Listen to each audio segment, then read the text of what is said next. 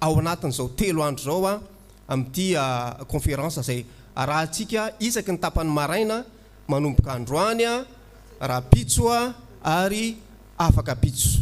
Amen. De andaotsika anomboka ny fotoana de manasa manokana any pasteur Alain raha lanay manasanao hitarika atsika tena hoe ndaotsika ivavaka iombopoa metraka amin'ny fotoana ihany koa eo pelatanan'Andriamanitra de aorin'izaytsika hiara hitsangana de hiteran'Andriamanitra. Amen. Amen. Manasanao pasteur Alain.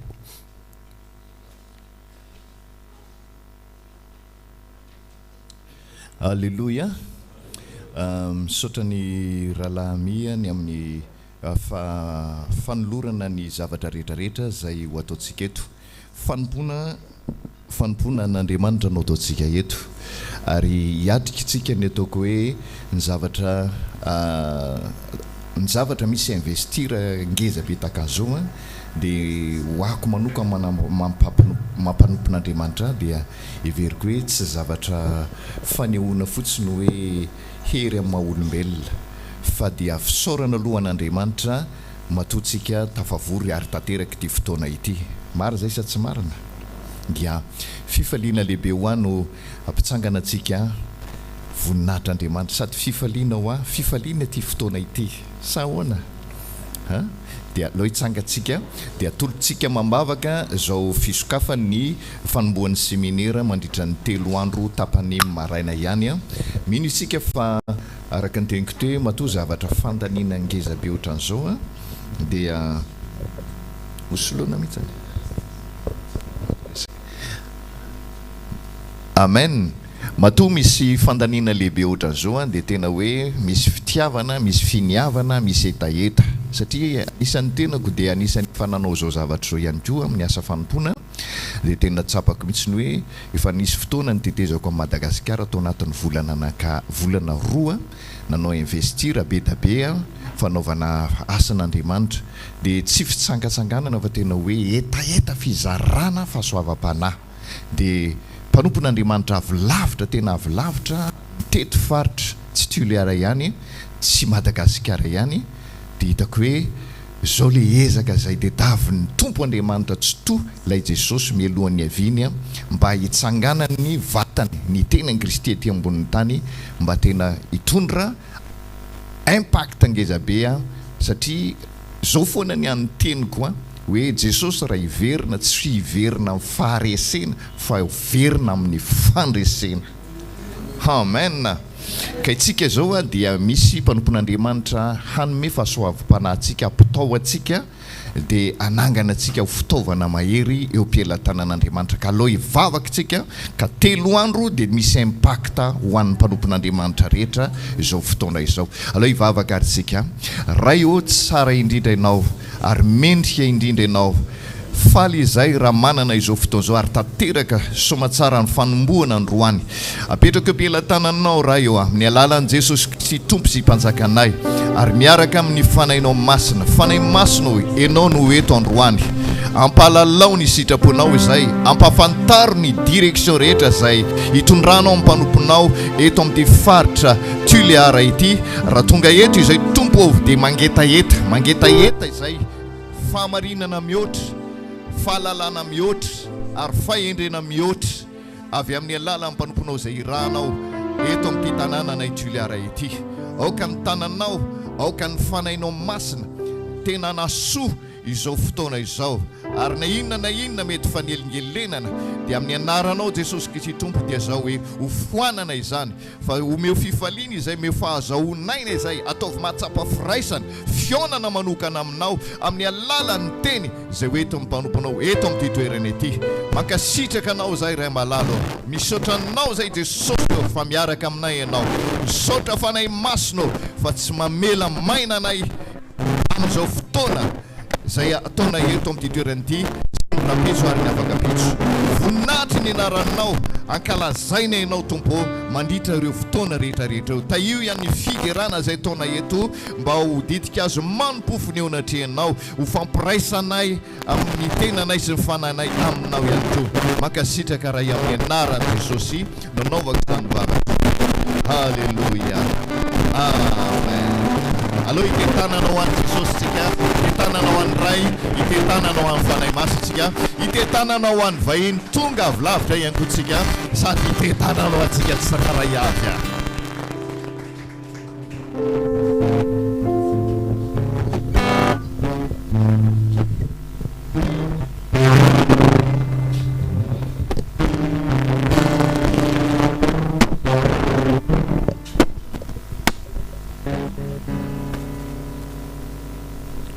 Alléluia. Andaotsika ite tanana ho an'ny tompo aloha satria tena hoe zava-dehibe any mbola nomeny andro afahantsika milegasy mankalaza azy sala amin'izao. Amen. Tsara ny tompo fa tsara ihany koa miaraka amin'ny tompo. Amen. Teneny eo akaikinao hoe tiako ny miaraka aminao Jesosy dia teneny izy hoe Jesosy eo tianay miaraka aminao. Jesosy tianay ny miaraka aminao.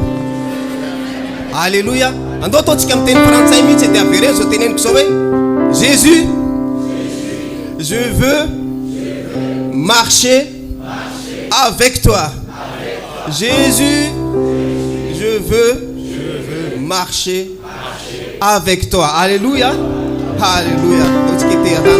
Tendotsika tena hoe iderany tompo ao anatin'ny hira fiderana sy fankalazana azy. Amen. Tendao déclaretsika tena hoe tiatsika ny miaraka amin'ny Jesosy. Amen. Alléluia.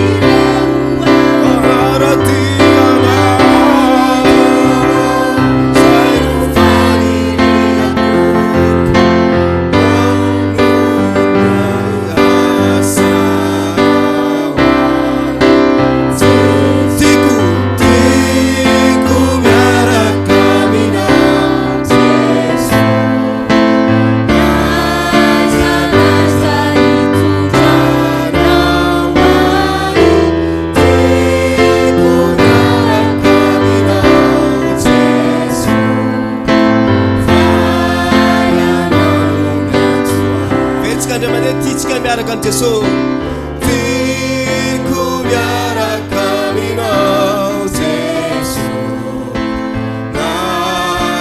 naisa, ni tundrara wai, fico miara caminho, Jesús, faia não me atua, faia não me atua.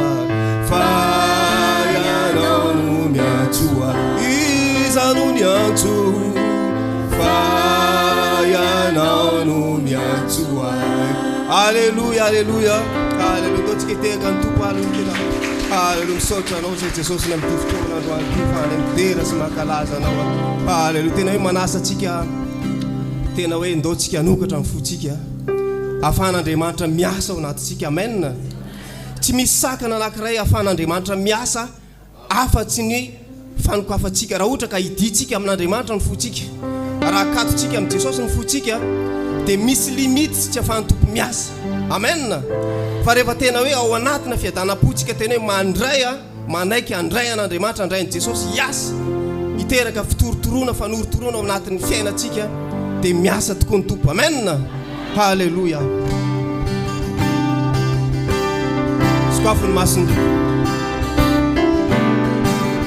Halleluja.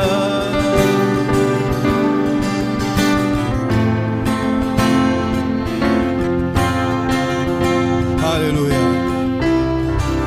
Skaffa ny masony. Skaffa ny masony fruto. Skaffa ny masony.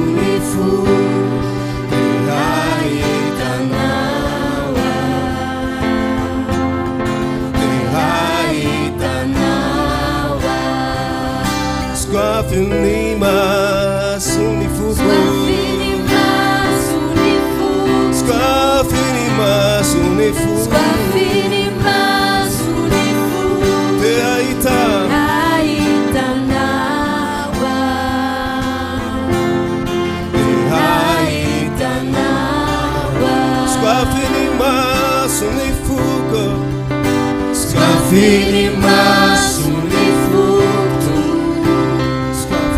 skafiny masony foto, ahitanawa,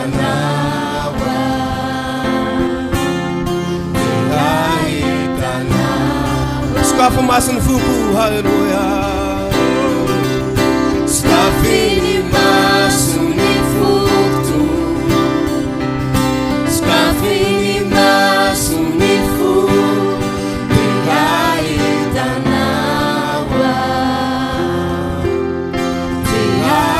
ahitanawa, Ahitanawa, ahitanawa isambatra.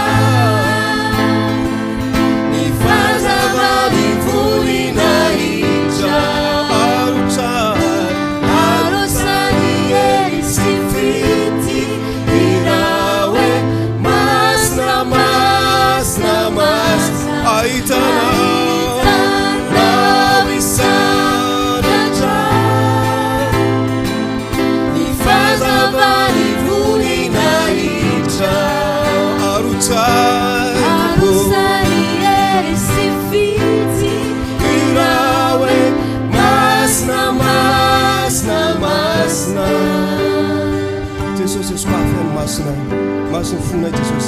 Skafiny masony foto,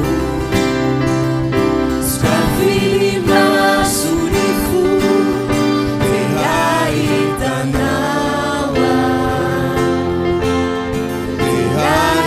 ahitanawa. Skafiny masony foto, Skafiny masony foto, skafiny masony foto, skafiny masony foto, ahitanawa,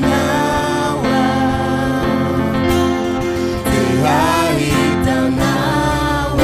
te ahitanao isaratra, Ahitanawa isaratra,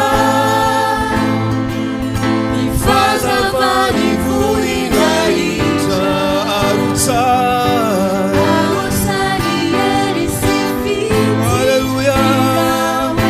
Masina, masina, masina, ahitanao isaratra, Ny fahazavany volina hitra, arotsay. arosany ery sy fity. Ira hoe masina, masina, Masina, tena andotsika raha lasa nabavy ao anatin'izay fekiro zay iarana ambara fa tena hoe masina ny tompo, amen, masina ny tompo, halleluja. Masina ianao, masina, masina, masina, te ahitanao, masina, masina, masina, masina, masina. Asan-drano taranao dia teneny hoe masina, masina, masina, masina, oh, masina, masina, masina, te ahitanao. Indray mandeha. Masina, masina, masina, masina, masina, masina, tena masiny, masina, masina, masina, te ahitanao.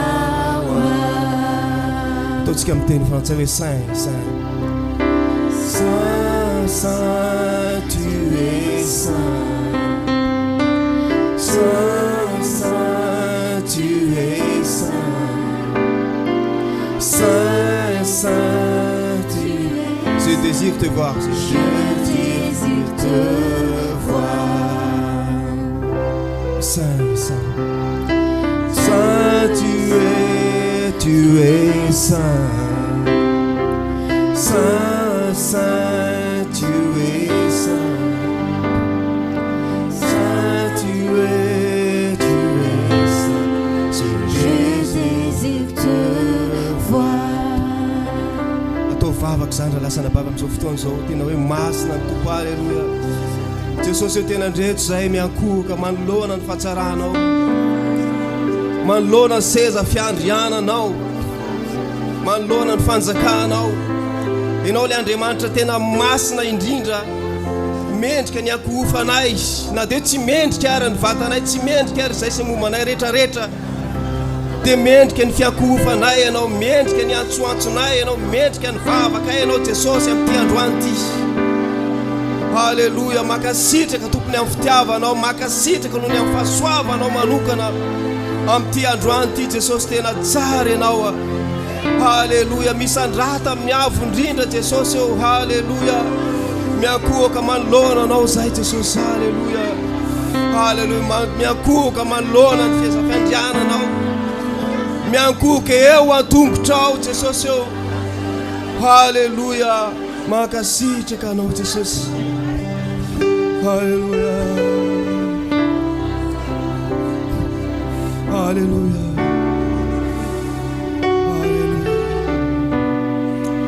makasitraka anao.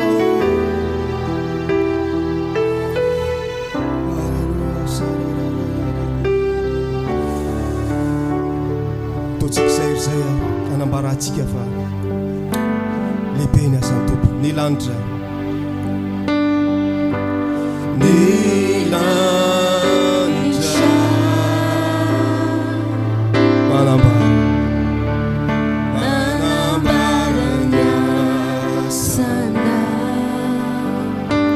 tsisy misy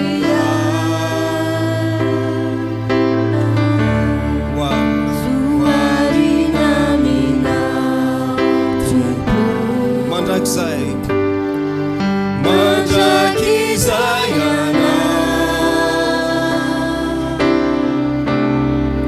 panjakanay tompo,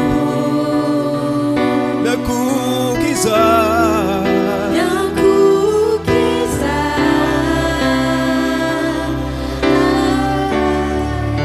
itsako anao tompo. mandrakizay anao, mandrakizay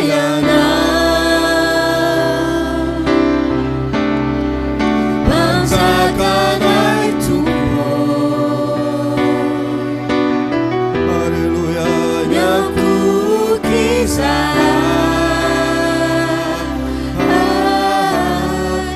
itsako anao tompo. Ny lanitra, halleluja, ny lanitra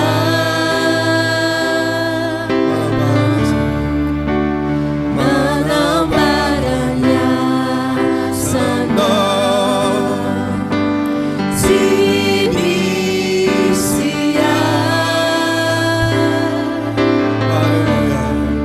zoarina mina tompo. irahantsika mafy mandrakizay, mandrakizay mandrakizay anao, panjakanay tompo, panjakanay tokoa. miankohokiza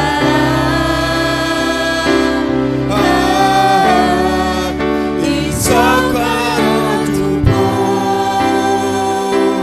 Mandrakizay anao, mandrakizay mandrakizay anao, panjakanay tompo, panjakanay tokoa. miankohokiza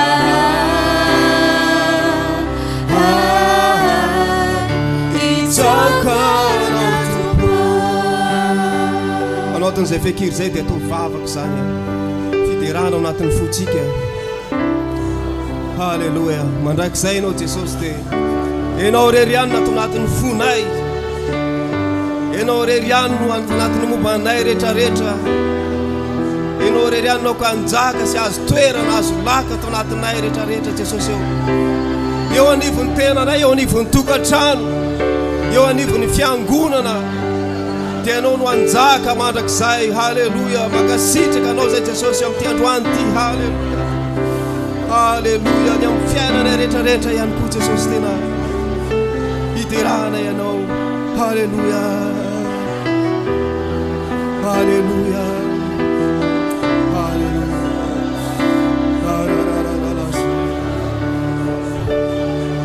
halleluia. Apetsika faran'le mandrakizay. Mandrakizay anao, panjakanay Tompo, miakoka miakokiza ay itsakanao Tompo,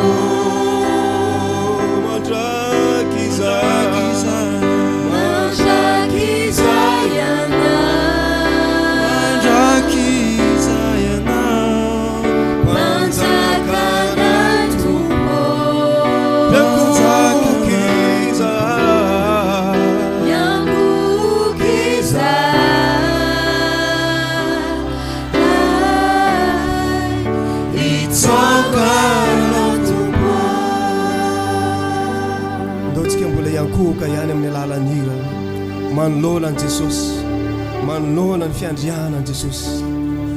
Halleluia, halleluia, mankasitraka Jesosy. Halleluia, miankohaka eo an-tombotra ao. Halleluia, ataontsika ao anatin'ny hira izany. Halleluia, miankohaka eo an-tombotra ao. Miankohaka eo an-tombotra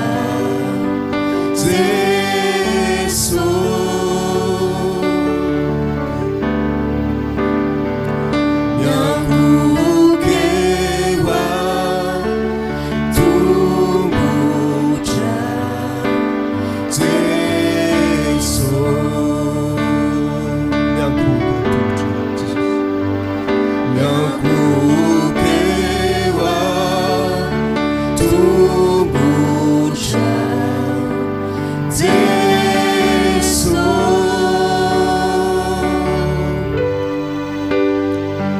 miankohaka eo an-tombotra Jesosy. Samy antsoantso ny anarany hoe Jesosy. Halleluia, Jesosy, Jesosy,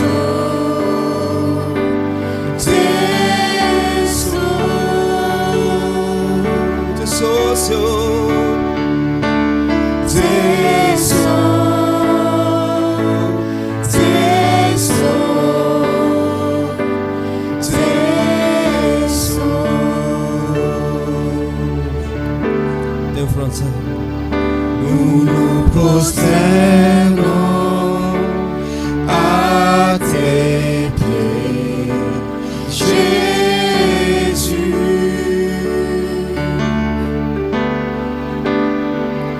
Nous nous prosternons à tes pieds, Jésus. Alléluia, Jésus.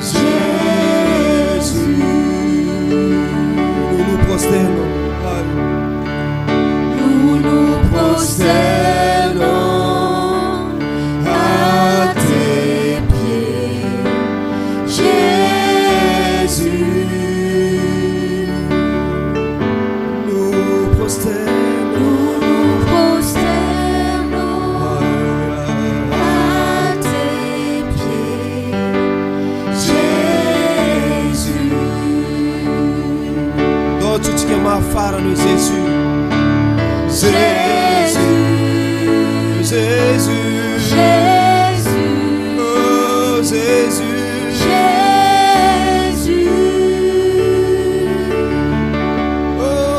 Seigneur Jésus.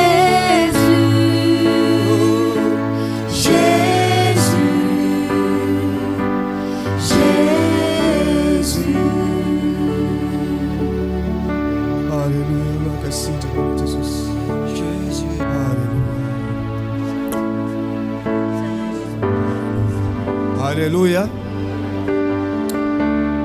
Alléluia. Sotra tombontsika tehaka ho an'i Jesosy. Alléluia. Frère Mansour.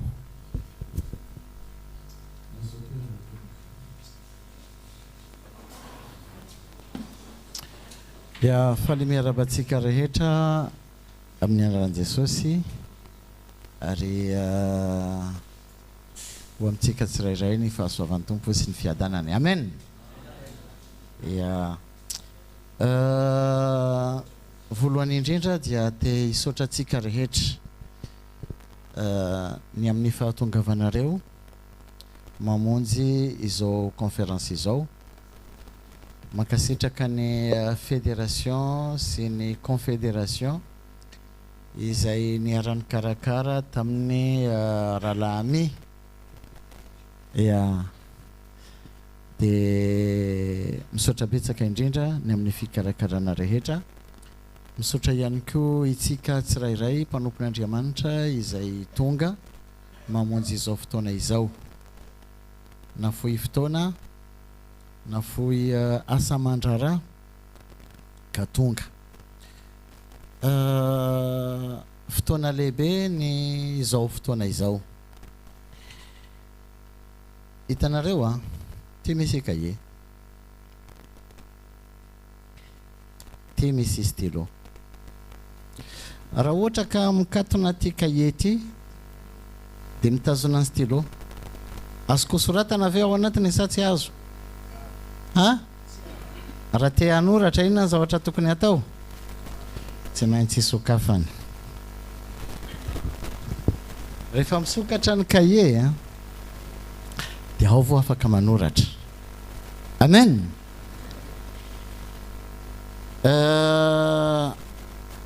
Mino aho fa ny fanahy masina te hanoratra zavatra ao anatin'ny fiainantsika ary hametraka tantara ao anatin'ny fiainantsika sy ao anatin'ny fiainan'ny fanompona izay ataontsika. Amen. Fa izany dia miankina amin'iza? Miankina amin'ny fanahy masina ve? Miankina amin'iza? Miankina amiko sy aminao. Vampitoana tena, vampitoana farany ny vampitoana ianantsika amin'izao fotoana. Ary ny tompony teny hoe amin'ny andro farany dia ho soratako ao anatin'ny vato fisakanofo ny lalako. Tsy ao anatin'ny vato fisaka fa vato fisakanofo dia ao anatin'ny fotsika. Ao anatsika ny fanahy masina te hiteny, te hanoratra, te hitarika, te hiasa, te hanao zavatra ao anatsika. Tsy miankina amin'ny lalàna izay voasoratra ao anatin'ny vato fisaka fa misoratra ao anatin'ny fotsika. Raha itsika manokatra ny fotsika koa andehantsika hanararoatra zao fotoana izao satria ho izy ny tompo ny fanirian'ny tompo dia ny hoe hoy izy ny tenin'Andriamanitra hoe ny voninahitra ny ty any farany dia ho lehibe no ny hitany voalohany. Amen. Noho izany andehantsika mamela ny fanahy masina hanongotra izay tokony hongotana. Zay rehefa manongotra dia marary marina sa tsy marina?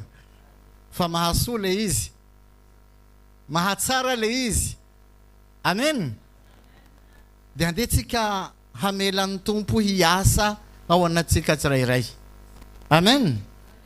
Noho izany miarabantsika rehetra tonga amin'izao fotoana izao, ao itsika rehetra izay avy aty Toliara sy ny manodidina dia andehantsika handray zareo amin'ny fitehafantanana ho voninahitra ny tompo. Misy ihany koa izay avy amin'ny nosy la réunion dia mangataka amin'zareo ihany koa hitsangana. Andeontsika handray azy zareo ihany koa.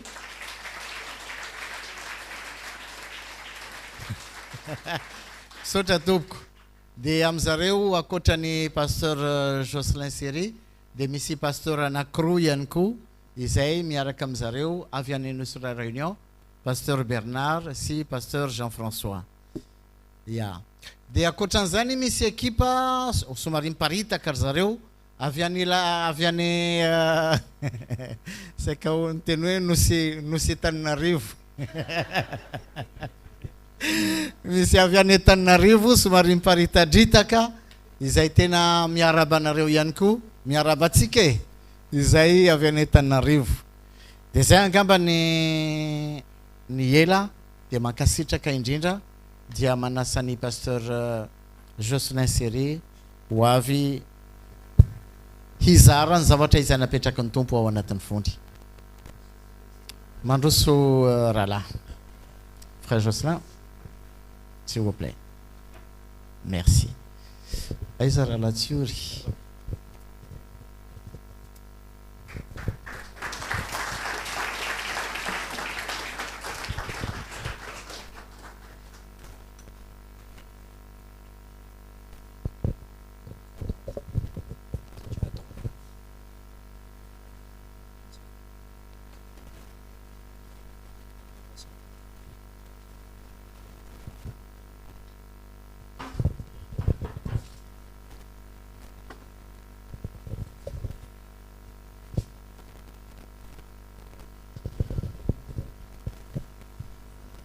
Bien. Bonjour, bonjour à vous tous. Merci. C'est pour la deuxième fois que on vient chez vous.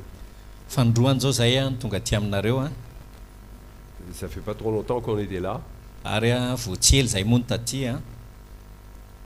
Et on est sûr que l'évangile a commencé son œuvre en vous.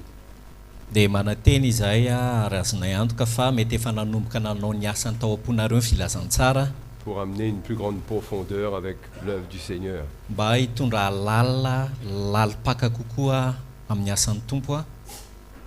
Parce que nous aurons toujours de la place pour nous perfectionner.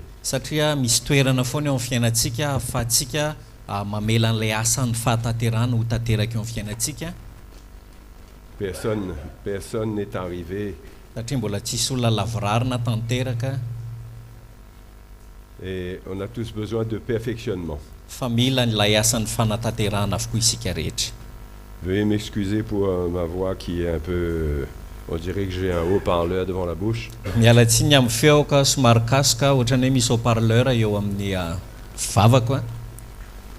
Je vais partager avec la force que j'ai.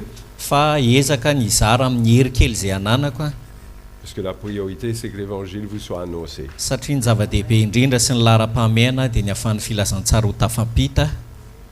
Donc j'espère que vous allez bien. Dans la foi, comprenant de plus en plus l'évangile, le mystère de l'évangile. Si l'évangile ne nous est pas révélé par Christ lui-même, il demeure un mystère. On n'arrive pas à comprendre le plan de Dieu dedans.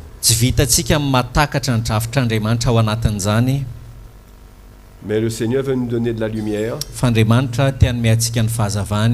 parce qu'il nous a sauvés et il veut qu'on arrive jusqu'au bout de notre course, jusqu'au jour où il reviendra.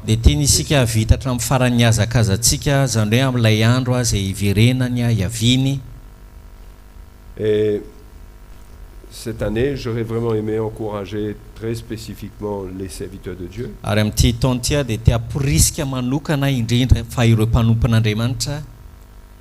Et certainement donner des avertissements graves.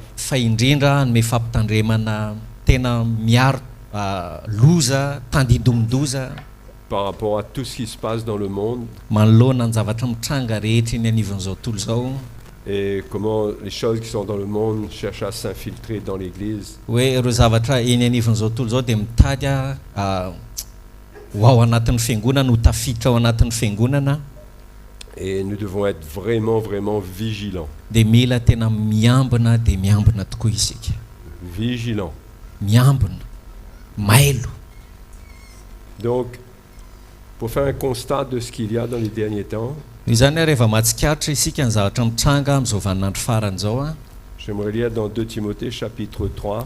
dia tiako vakiana miaraka aminareo Timoty faharoa toko fahatelo a Ça va résumer l'état de ce qui se passe sur cette terre pendant ces derniers temps. satria io ny feany zavatra rehetra mitranga ety ambony tany amin'izao vaninandro faran'izao a Et nous qui suivons le Seigneur, ary atsika izay manara-dian'ny tompo nous n'avons pas de mal de trouver ces choses dans le monde. dia tsy gagitsika raha mahita an'ireo zavatra mitranga manerana an'izao tontolo izao a Il y a plus de 2000 ans de cela, Paul a dit dans 2 Timothée roa arivo taona lasy paoly dia niteny to amin'ny Timoty faharoa chapitre 3, toko fahatelo a verset 1, dia ny andininy voalohany sache que dans les derniers jours, il y aura des temps difficiles. fa aoko fantatra ao izao faneparany any dia hisy andro mahory Car les hommes seront égoïstes, fa ny olona ho tia tena amis de l'argent, ho tia vola fanfarins, ho mpandoka tena hautains, blasphémateurs, mpiavinavina amin'ny teny ratsy rebelles à leurs parents, tsy manora isy reny ingrats, irréligieux, insensibles, tsy misaotra tsy manaja izay masina tsy manam-pitiavana déloyaux, calomniateurs, intempérants, mpanontolo fo mpanendrikendrina mpanendrikendrika tsy mahonim-po cruels, ennemis de gens de bien, loza be tsy tiany tsara mpamadika traîtres, emportés, enflés d'orgueil, mpamadika krina mpieboebo aimant le plaisir plus que Dieu, tia ny fafinaretana mihoatra noho ny fitiavana an'Andriamanitra ayant l'apparence de la piété, mais reniant ce qui en fait la force. manana ny endriky ny toe-mpanaraka an'Andriamanitra nefa nandany heriny. Et Paul dit à Timothée, éloigne-toi de ces hommes-là. dia hozy izy Paoly tamin'ny Timothée hoe ireny koa dia alaviro. Il y a une force que Dieu veut mettre dans le cœur de ses serviteurs et de son Église, misy hery izay tiany tompo apetraka ao am-pon'ny fiangonana sy ny mpanompony a c'est de s'éloigner du mal dia zao hoe ny analavirana izy ireo a ny ratsy et de s'éloigner de ce qui exprime, manifeste et vivent dans le mal. sy ny zavatra rehetra fisehoan'ny ratsy a sy ny fiainana rehetra ao anatina faratsiana Des hommes qui transportent le caractère que nous voyons là, dia ireo olona izay mitondra an'ireo toetra izay hitantsika eto reto a et c'est à cause de cela que les temps seront difficiles. ary vokatr'ireo zava-mitranga ireo no mahatonga ny fotoana ho sarotra. C'est l'état des hommes même qui vont créer les difficultés des derniers temps. zany hoe toe-panahin'ny olona mihitsy zany no hiteraka fasarotana amin'ny vaninandro farany a Et ajouter à cela, ary ho fanampin'izany ces hommes auront l'apparence de la piété. ireo olona ireo izy izy dia manana ny endriky ny toe-mpanaraka an'Andriamanitra Parce qu'au milieu de tout ce qu'ils manifestent et qui n'est pas bon, satria eo anivon'ny zavatra rehetra tsy tsara izay aseho an'izy ireo ils n'auront plus de piété. dia tsy manana toe-mpanaraka an'Andriamanitra intsony C'est-à-dire izy ils ireo. n'auront plus de communion avec Dieu, de Zan- marche avec Dieu. zany hoe tsy manana fiombonana amin'Andriamanitra tsy mandeha miaraka amin'Andriamanitra intsony izy ireo Et ils seront obligés de prendre une apparence de la piété. fa lasa mody maka ny endriky ny toe-mpanaraka an'Andriamanitra izy izy Apparence, c'est faire semblant qu'on est pieux. le endrika zany dia ohatrany hoe mody maka endrika fa manana toe-mpanaraka C'est an'Andriamanitra la religion qui donne l'apparence et l'impression que nous sommes des chrétiens. zany hoe ny fomba mpivavahana no manome antsika n'io endrika io hoe mody kristianina isika. Et ça, c'est brièvement l'atmosphère des derniers jours. ary io zany dia ambangovangony fotsiny ihany a ny amin'ny atmosfera izay manjaka amin'ny vaninandro farany. Et on peut comprendre que quand ça c'est là et c'est en train de grandir, ary araha-takatsika fa efa mitoetra eo ireo zavatra eo ary me mitombo me mahazo vahana ça va créer un temps vraiment propice pour l'abandon de la foi. dia tena mamorona fotoana mety a ho an'ny fandaozana ny finoana ireo toe-panareo. Ça va vraiment être le terrain favorable du diable Lasa- pour faire proliférer les fausses doctrines. lasa faritany a mahomby sy mahavokatra ahafahan'ny fahavalo a mitondra saindiso a. Donc ce sont des choses qui sont là.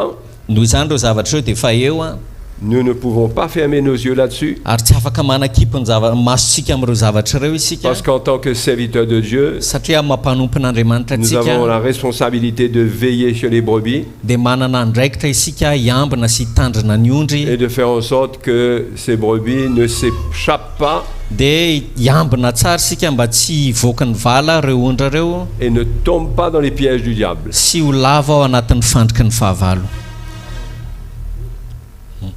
Ce terrain prolifique pour les fausses doctrines ary ireo faritany izay ahafahan'ny fampianaran-diso mahazovahana est décrit en 1 Timothée chapitre 4. dia voasoratra ao amin'ny Timoty voalohany toko faefatra zany. L'Esprit dit expressément Andininy voalohany fa fanahy milaza marina que dans les derniers temps, fa amin'ny andro aoriana.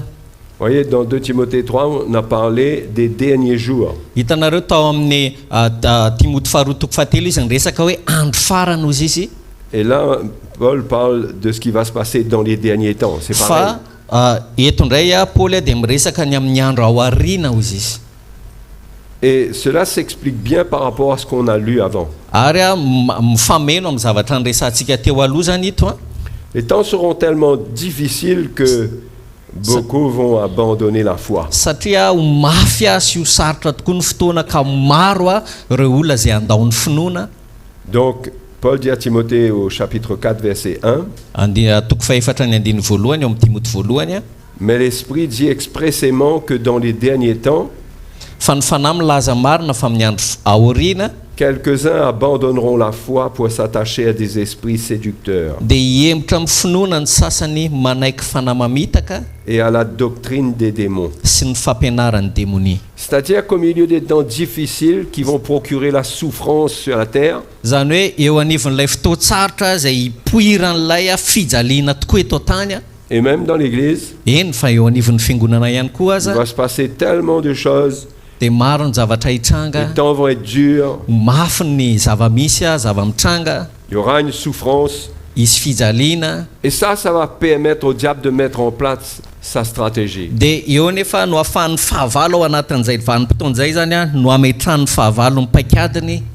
Au lieu qu'on prenne le remède de Dieu, raha tokony handray an'ilay fanefitra avy amin'Andriamanitra isika on va se retrouver en contact avec beaucoup de remèdes. dia lasa intsika fa hitady hitotototo hitady fanefitra maro samihafa etseroa Des remèdes à nos souffrances. fanefitra ny amin'ny fijaliana andalovantsika Parce que quand il y a de la souffrance, satria rehefa misy fijaliana mantsy il y a besoin d'un remède. dia mila fanefitra isika N'est-ce pas vrai? sa tsy zany. Première chose que l'homme fait quand il souffre, il cherche la solution, il cherche le remède. Ny zavatra voalohany ataon'ny olona voalohany rehefa mijaly izy dia mitady fanampiana izy mitady fanefitra izy C'est un réflexe humain et c'est normal. ary zavatra mora mahazo ny olombelo zany ary aradrariny Mais c'est tellement fort chez l'homme kanefa matanjaka loatra ilay izy eo anivon'ny olombelona que le diable trouve là une stratégie dans cette attitude que l'homme a au milieu de ses souffrances. dia lasa any ka lasa mitady paikady ny fahavalo ao anatin'izay toe-panahy izay iainany izay. Donc on a vu l'atmosphère générale Nous en des temps de la fin. noho izany hitantsika ny tontolo na ny atmosfera misy mitranga amin'ny vaninandro farany Comment ça va vraiment être ténébreux. fa tena ho maizina dia maizina tokoa izany. Je ne sais pas si vous arrivez à regarder autour de vous Tsy haiko nareo na mavita mijery ny manodidina anareo et à comprendre la misère et la souffrance qu'il y a, dia mahatakatra ny fijaliana sy ny fahoriana misy pas seulement économiquement, tsy ara-toekarena ihany mais les gens courent dans tous les sens et ne savent pas vers quoi se diriger. fa miazakazaka etseroa ny olona nefa tsy mahita zay tena ilainy marina. Ils sont désespérés dans leur souffrance. Tena ketraka izy ireo anatin'ny fahoriana izay andalovany. Donc ça court à droite et à gauche. Noho izany mampiazakazaka ny olona visy havanany zany. Et Jésus dit d'eux que ce sont des brebis qui n'ont point de berger. Fa Jesosy dia milaza hoe reno izy dia ondry mania tsy manana mpiandry. Donc au milieu de cette génération perverse et corrompue, Noho izany eto anivon'ity taranaka maloto sy vetaveta ity Paul a dit aux Philippiens, vous brillerez dans ce monde. dia hozy izy Paoly ao amin'ny Korintiana ao Filipiana hoe nareo dia amirapiratra eo anivon'izao tontolo izao. Et c'est l'appel de la véritable Église. Ary zay ny antso ny tena fiangonana. Et il y a une Église au milieu de tout ce que je vous raconte là, Ary misy fiangonana eo anivon'ny zavatra rehetra lazaiko aminareo zany a, qui a brillé. izay a namirapiratra. Ça se trouve dans le livre de l'Apocalypse. Hitantsika ao amin'ny bokin'ny apokalypsy zany. Apocalypse chapitre 3. Apokalypsy toko fahatelo a. Nous allons trouver cette Église et c'est très encourageant. Dia hojerentsika ity fiangonana ity ary tena mampahery a.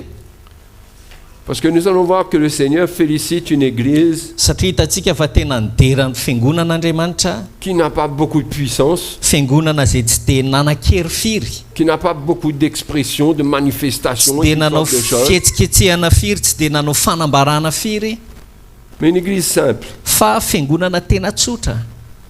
Il dit donc à l'Église de Philadelphie, Zao no lazainy eo amin'ny fiangonana Philadelphia. voici ce que dit le Saint, le véritable, celui qui a la clé de David, celui qui ouvre et personne ne fermera, Verset 7. Ok. Oui. celui qui ferme et personne n'ouvrira. Ary soratra eo amin'ny anjelin'ny fiangonana ny Philadelphia, izao no lazainy izay masina, izay marina, izay manana fanalahidin'i Davida, izay mamoa ka tsy hisy anidy ary manidy ka tsy misy mamoa. Et Jésus dit à cette Église, je connais tes œuvres. Dia zao no lazainy Jesosy an'ito fiangonana ito hoe fantatro ny asanao. Voici, parce que tu as peu de puissance Ino rehefa nasiako satria kely ny herinao izy izy a. et que tu as gardé ma parole. Ino rehefa nasiako varavarana mivoa eo anatrehanao ka tsy misy marindrina azy fa manana hery kely ihany ianao ka mitandrina ny teniko. Voyez ces deux éléments-là. Hitanareo reo singa anankiroa reo a. Tu as peu de puissance, Hoy izy hoe manana hery kely ihany ianao mais tu as gardé ma parole. kanefa niaraka tamin'izany a nitandrina ny teniko. Qu'est-ce qui est le plus important? Inona kay ny zava-dehibe indrindra? D'avoir beaucoup de puissance Manana hery lehibe ve ou bien de garder la parole du Seigneur? sa ve ny mitandrina ny tenin'ny tompo? Parce qu'il y a beaucoup d'églises, il y a beaucoup de mouvements Satria maro ny fiangonana izay ahitana fihetsiketsehana maro qui donnent l'apparence de la piété. izay manome endriky ny toe-panaraka an'Andriamanitra, Et ça exprime et ça manifeste beaucoup de choses. ary a maneho zavatra maro samihafa zany. Mais vous avez cette petite église Fa hitanareo ty fiangonana kely ity de a, Philippe. izay avy any C'était Philippi a, Philippe, je mélange Philadelphie, pardon. Philadelphia. Et c'était une petite église, il n'y avait pas de grand flafla dans l'église. Fiangonana kely io tsy de nisy zavatra hoe goavana be songadina teo aminy, Mais il gardait la parole du Seigneur. fa hozy izy nitandrina ny tenin'ny tompo izy. Donc je connais tes œuvres, voici parce que tu as peu de puissance, que tu as gardé ma parole Fantatro ny asanao a, manana hery kely ianao ka nitandrina ny teniko, et que tu n'as pas renié mon nom. ary tsy mba nandany anarako. J'ai mis devant toi une porte ouverte De efa nasiako varavarana mivoa eo anatrehanao que personne ne peut fermer. ka tsy misy maharindrana azy. Voici, je te donne quelques-uns de ceux de la synagogue de Satan, Indro alaiko ny sasany amin'ny sinagoga ny Satana, qui se disent juifs et qui ne le sont pas, izay milaza ny tena no jiosy kanjotra izy mais qui mentent. fa mandainga. Voici, je les ferai venir se prosterner à tes pieds Indro ataoko tonga iankohaka eo anoloan'ny tongotrao ireo et reconnaître que je t'ai aimé. ka ho fantany fa izao efa Maintenant, tianao. notez bien le verset 10. De mario tsara lay andinin'ny fafolo, Parce que tu as gardé la parole de la persévérance en moi, satria efa nitandrina ny teniko ny amin'ny faharetana ianao, je te garderai aussi à l'heure de la tentation qui va venir sur le monde entier. izao kosa hiaro anao vovonjy amin'ny andro fakapanahy izay efa hiatra amin'izao Pour tontolo izao, éprouver les habitants de la terre. ho fizahany toetra izay monina amboniny Je tany. viens bientôt. Ho avy fainganao, Retiens ce que tu as, tany mafy izay anananao, afin que personne ne prenne ta couronne. mba tsy hisy aka ny satroboninahitra. Mes frères et mes sœurs, il y a beaucoup de serviteurs de Dieu qui vont perdre leur couronne. Raha lasiana bavy maro amin'ireo mpanompon'Andriamanitra no very eo amin'izy ireo ny satroboninahiny, Parce qu'ils ne vont pas garder la bonne parole, la parole de la persévérance. satria maro amin'izy ireo ny tsy azona n'ilay teny tsara dia ilay teny a ny amin'ny faharetana, Ils seront avec un genre de parole qui met en avant la puissance de Dieu, fa miaraka amina teny izy ireo a zay ombana ohatrany hoe herin'Andriamanitra, comme une apparence de piété, maneho ohatrany hoe endriky ny toe-panaraka an'Andriamanitra, mais ils donneront peu de valeur à la parole de la persévérance fa tsy tsy asian'izy ireo tombam-bety firy a lay teniny amin'ny faharetana à l'évangile. ny amin'ny filazantsara izany.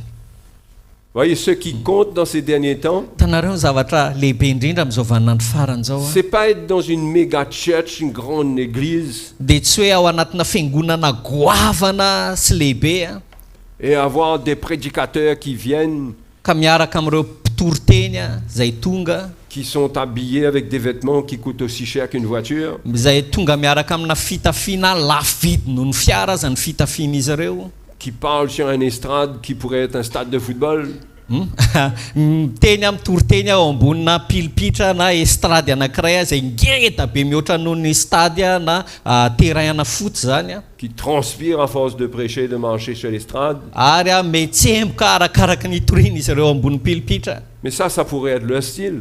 Fa mety izay ny stylen'izy ireo a fihetsika izy ireo a La question c'est, est-ce que l'évangile est là? fa ny fanontaniana mipetraka dia zao momoneo ve ny Est-ce filazantsara que la parole de la persévérance est annoncée? mo ve ny teniny amin'ny faharetana voatory eo amin'izany. Il faut que vous souligniez bien l'importance de l'expression la parole de la persévérance. Mila tsy pianareo tsara zany mazava-dehibe an'io teny io a dia zao le lazaina hoe ny teniny amin'ny faharetany tsy pio tsara zany zay. Cette parole, c'est la parole qui est révélée aux chrétiens Io teny io a dia teny zay voambara amin'ny kristianina pour qu'ils apprennent à endurer les épreuves, mba hianarany a hiaritra fizahan-toetra, qu'ils apprennent à prendre sa croix pour endurer les épreuves hianarany a hitondra ny azo fijaliany aretany a ny fizahan-toetra et pour trouver l'œuvre que Dieu veut faire ary ahafany mahita ilay asa tian'Andriamanitra atao dans leur vie, eo amin'ny fiainany manokana dans l'église, ary eo anivon'ny fiangonana et un jour de recevoir la couronne. ary ndray androany a dia handray ny satroboninahitra izy. Et je relis le verset 10. Dia averiko vakina ny toko fahandian'ny fafolo a Parce que tu as gardé la parole de la persévérance en moi. satria efa nitandrina ny teniko ny amin'ny faharetana ianao. Donc il faut garder la parole de la persévérance. Zany hoe mila mitandrina na mitahiry an'ilay teniny amin'ny faharetana zany a Et je peux vous dire, c'est directement attaché au message de la croix. ary afaka lazaiko aminareo fa mifamatotra mivantana amin'ny afatry ny azo fijaliana io. Quand on garde cette parole de la persévérance en Christ, Rehefa mitandrina ny teniny amin'ny faharetana amin'ny Kristy io isika c'est là que le Seigneur nous garantit et nous promet dia eo ny tompo any mampahazo antoka atsika ary mampanantena atsika qu'il va nous garder à l'heure de la tentation qui va venir sur le monde entier pour éprouver les habitants de la terre. amin'izay fotoan'izay a izy kosa hiaro atsika ho voavonjy amin'ny andro fakapanazy efa hiatra amin'izao tontolo izao ho fizahan-toetra zay monina ety ambony tany.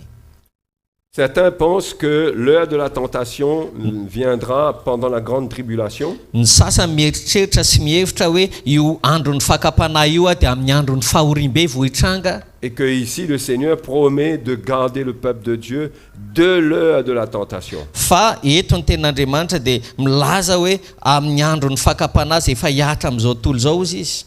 C'est-à-dire qu'ils ne passeront pas dans la grande tribulation. Zany hoe tsy handalo amin'ny fahorim-be zany izy ireo. Mbola tsy handalo amin'ny fahorim-be. C'est une interprétation qui est donnée sur ce passage. Ary zay ny fandikana zay nomena ao anatin'ity andininy ity andalany ity. Et ce qui est certain, c'est que, à mon avis, nous sommes déjà dans l'heure de la tentation. Fa raha araky ny fihevitro manokana isika amin'izao andro iainantsika ankehitriny zao dia fa ao anatin'io andro ny fakapanahy io. Nous sommes dans une heure où il est facile d'être tenté à tous les niveaux. Andro sy fotoana zao zay efa ahakana fanahintsika amin'ny lafiny rehetra anatin'ny ambaratonga rehetra. Et Jésus parle de ce filet qui va tomber sur la terre. Ary Jesosy dia milaza ny amin'io arato zay hilatsaka eto ambonin'ny tany io. Et on dirait que ça va tomber soudainement et ça va éprouver la terre entière. Ary hilatsaka tamika io ka hizahan-toetra n'izao tontolo izao ray manontolo. Donc, à la lumière de ce que l'on vient de lire, Noho izany amin'ny alalan'ny fahazavana zay voaraintsika tamin'ilay nivakintsika teo nous devons réaliser qu'il y a une guerre spirituelle qui existe. dia mila tonga saintsika hoe misy ady ara-panahy zay misy ankehitriny. Et cette guerre, nous n'assistons pas seulement à elle comme ça, Ary io ady io dia tsy hoe hiatrehantsika tsotro izao fotsiny amin'ny mahady azy mais nous sommes les soldats de Christ, les participants de cette guerre. fa isika ny miaramila ny Kristy ary mpandray anjara ao anatin'io ady io isika. Parce que ce combat, satria io ady io a c'est le combat entre nos ennemis et nous, l'Église. satria io ady io a dia ady atrehantsika ny fahavalontsika sy ny fiangonana. C'est un combat pour détruire l'humanité, Ady a zay amotehana an'izao tontolo zao io ny zanak'olombelona, mais aussi pour ramener les chrétiens dans le plan destructif d'origine. fa indrindra ihany koa amerenana an'ireo kristiana ao anatin'ilay drafitry ny fandringanana zay nisy hatrany am-piandohana.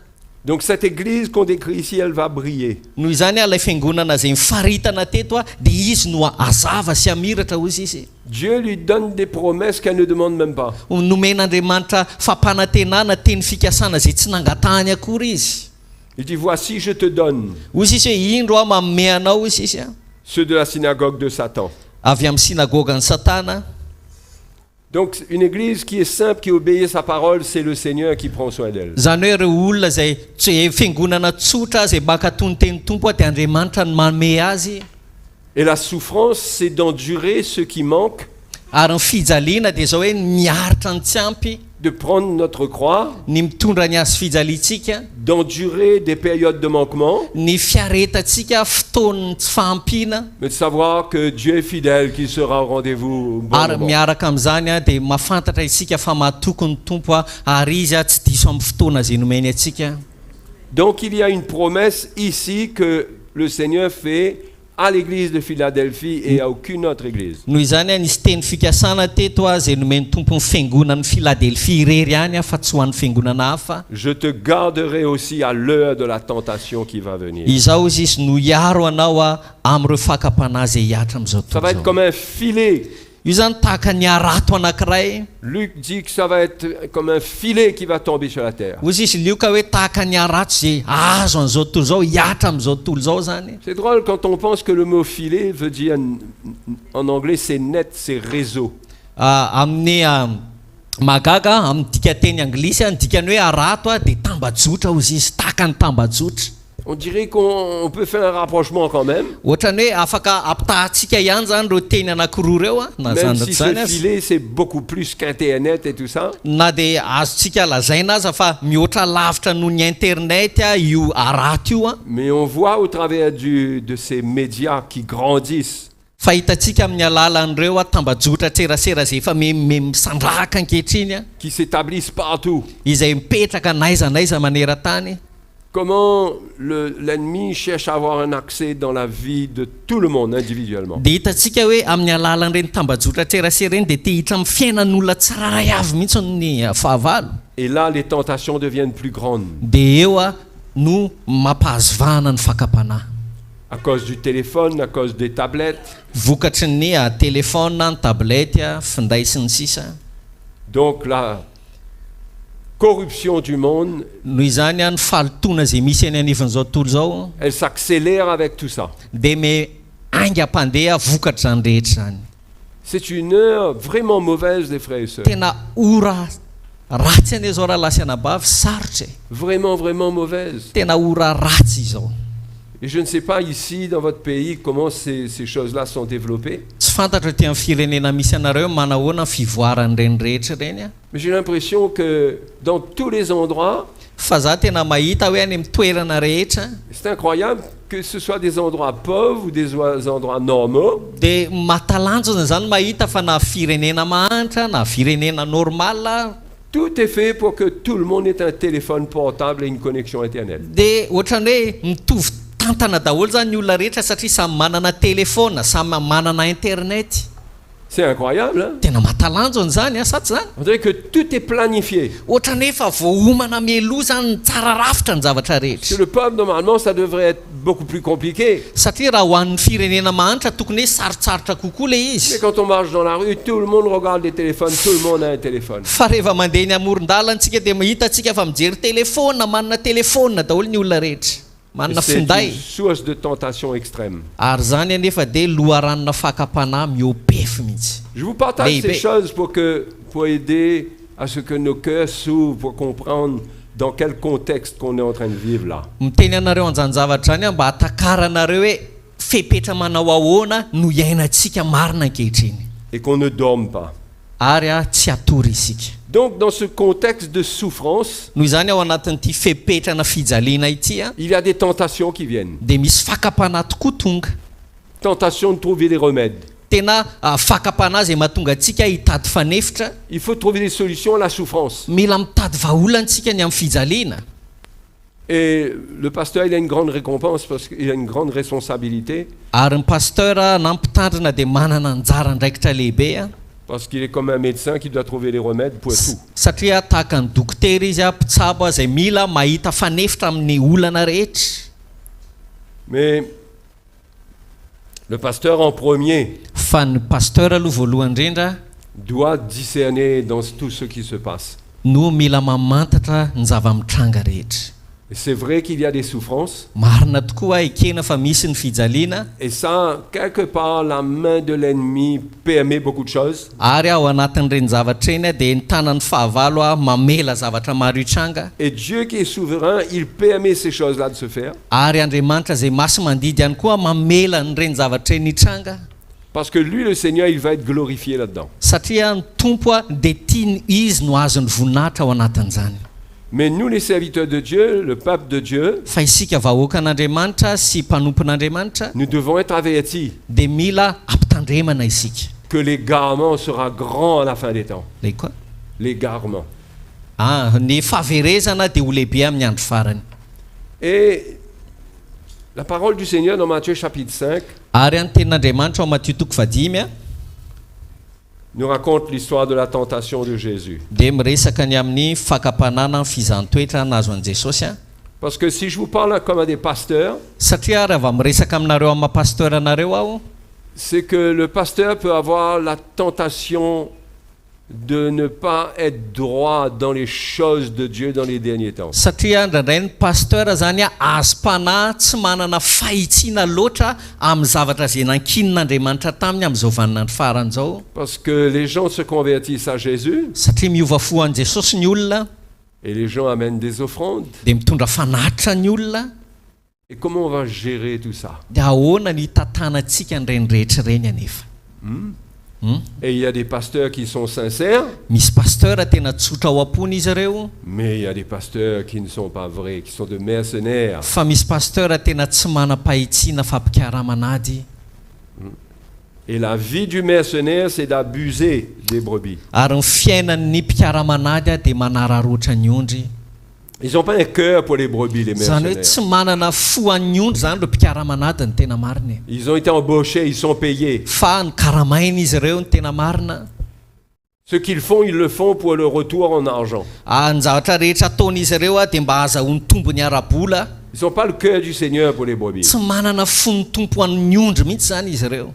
Et ils peuvent faire face à des tentations qui peuvent les détruire. Ary indraindray izy ireo eo anoloana fakapanahy sy fizahanttoetra izay mety hanimba azy ireo mihitsy. Et comme Jésus a été tenté, Fa tahaka an'i Jesosy izay nalaim-panahy j'aimerais vous lire ce passage de la tentation de Jésus. dia te hamaky aminareo ty andininy a momba ny fakapanahy sy fizahanttoetra nazo an' Jesosy ty Et vous montrer ce que cela m'inspire. dia ampisehoaka aminareo hoe inona ny aingam-panahy azoko Ce anatin'izany que le Seigneur a mis dans mon cœur dans ces passages. inona no apetraky ny tompo ao anatin'ny foko a eo anatrehan'ity andininy ity a. Matthieu chapitre 5 verset 1. Matthieu 5 Chapitre 4, pardon. Verset Matthieu 1. 4 ny andininy Chapitre 4, voalohany. verset 1. Matthieu 4 andininy voalohany.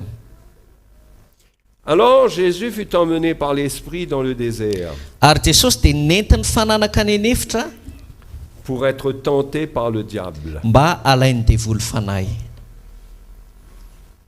Après avoir jeûné 40 jours et 40 nuits, Ary efa nifadianana 40 andro sy 40 alina izy il eut faim.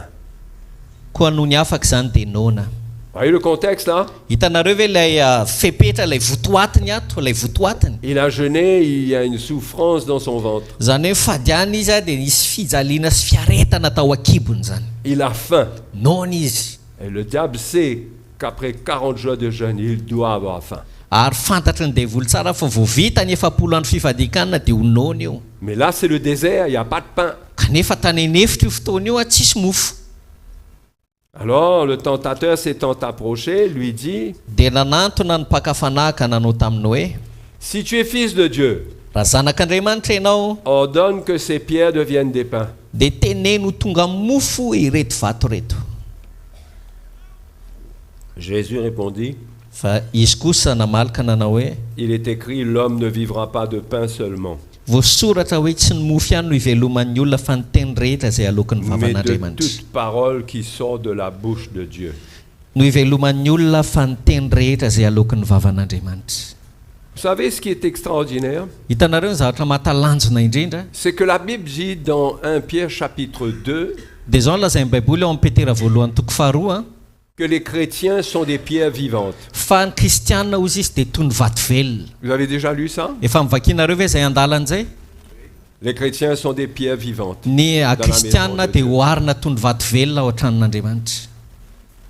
Et ce qui me vient à cœur quand je lis ce passage, Ary ny zavatra tonga atao poko a rehefa mamaky an'ity andalan'ity aho c'est qu'il pourrait y avoir une tentation comme pour celle du Seigneur dia mety azo a fakapanahy mitovy amin'izay nahazo an'ny tompo ihany koa de transformer les pierres en pain. hoe anova ilay mpanahy zany a anovan'ny vato ho lasa mofo. Et dans beaucoup d'églises, Ary maro eny anivon'ny fiangonana les chrétiens ont vécu un miracle. dia niaina fahagagana tokoa ny kristianina Mais pas un bon miracle, un miracle de tromperie. fa tsy fahagagana tsara fa fahagagana mamitaka.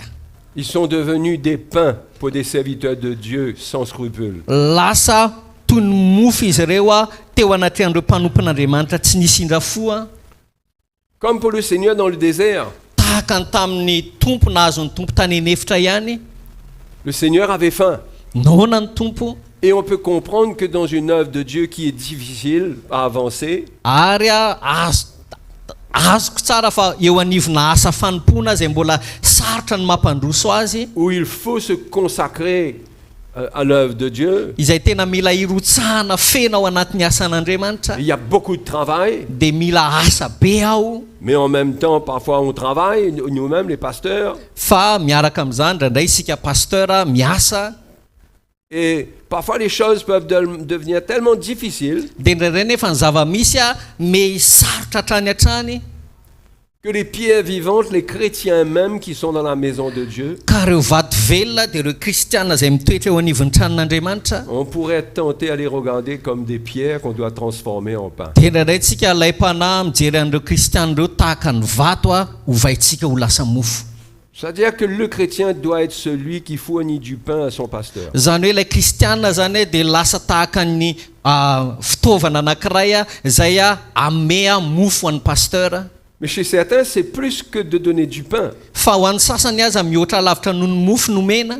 C'est que les chrétiens deviennent le pain.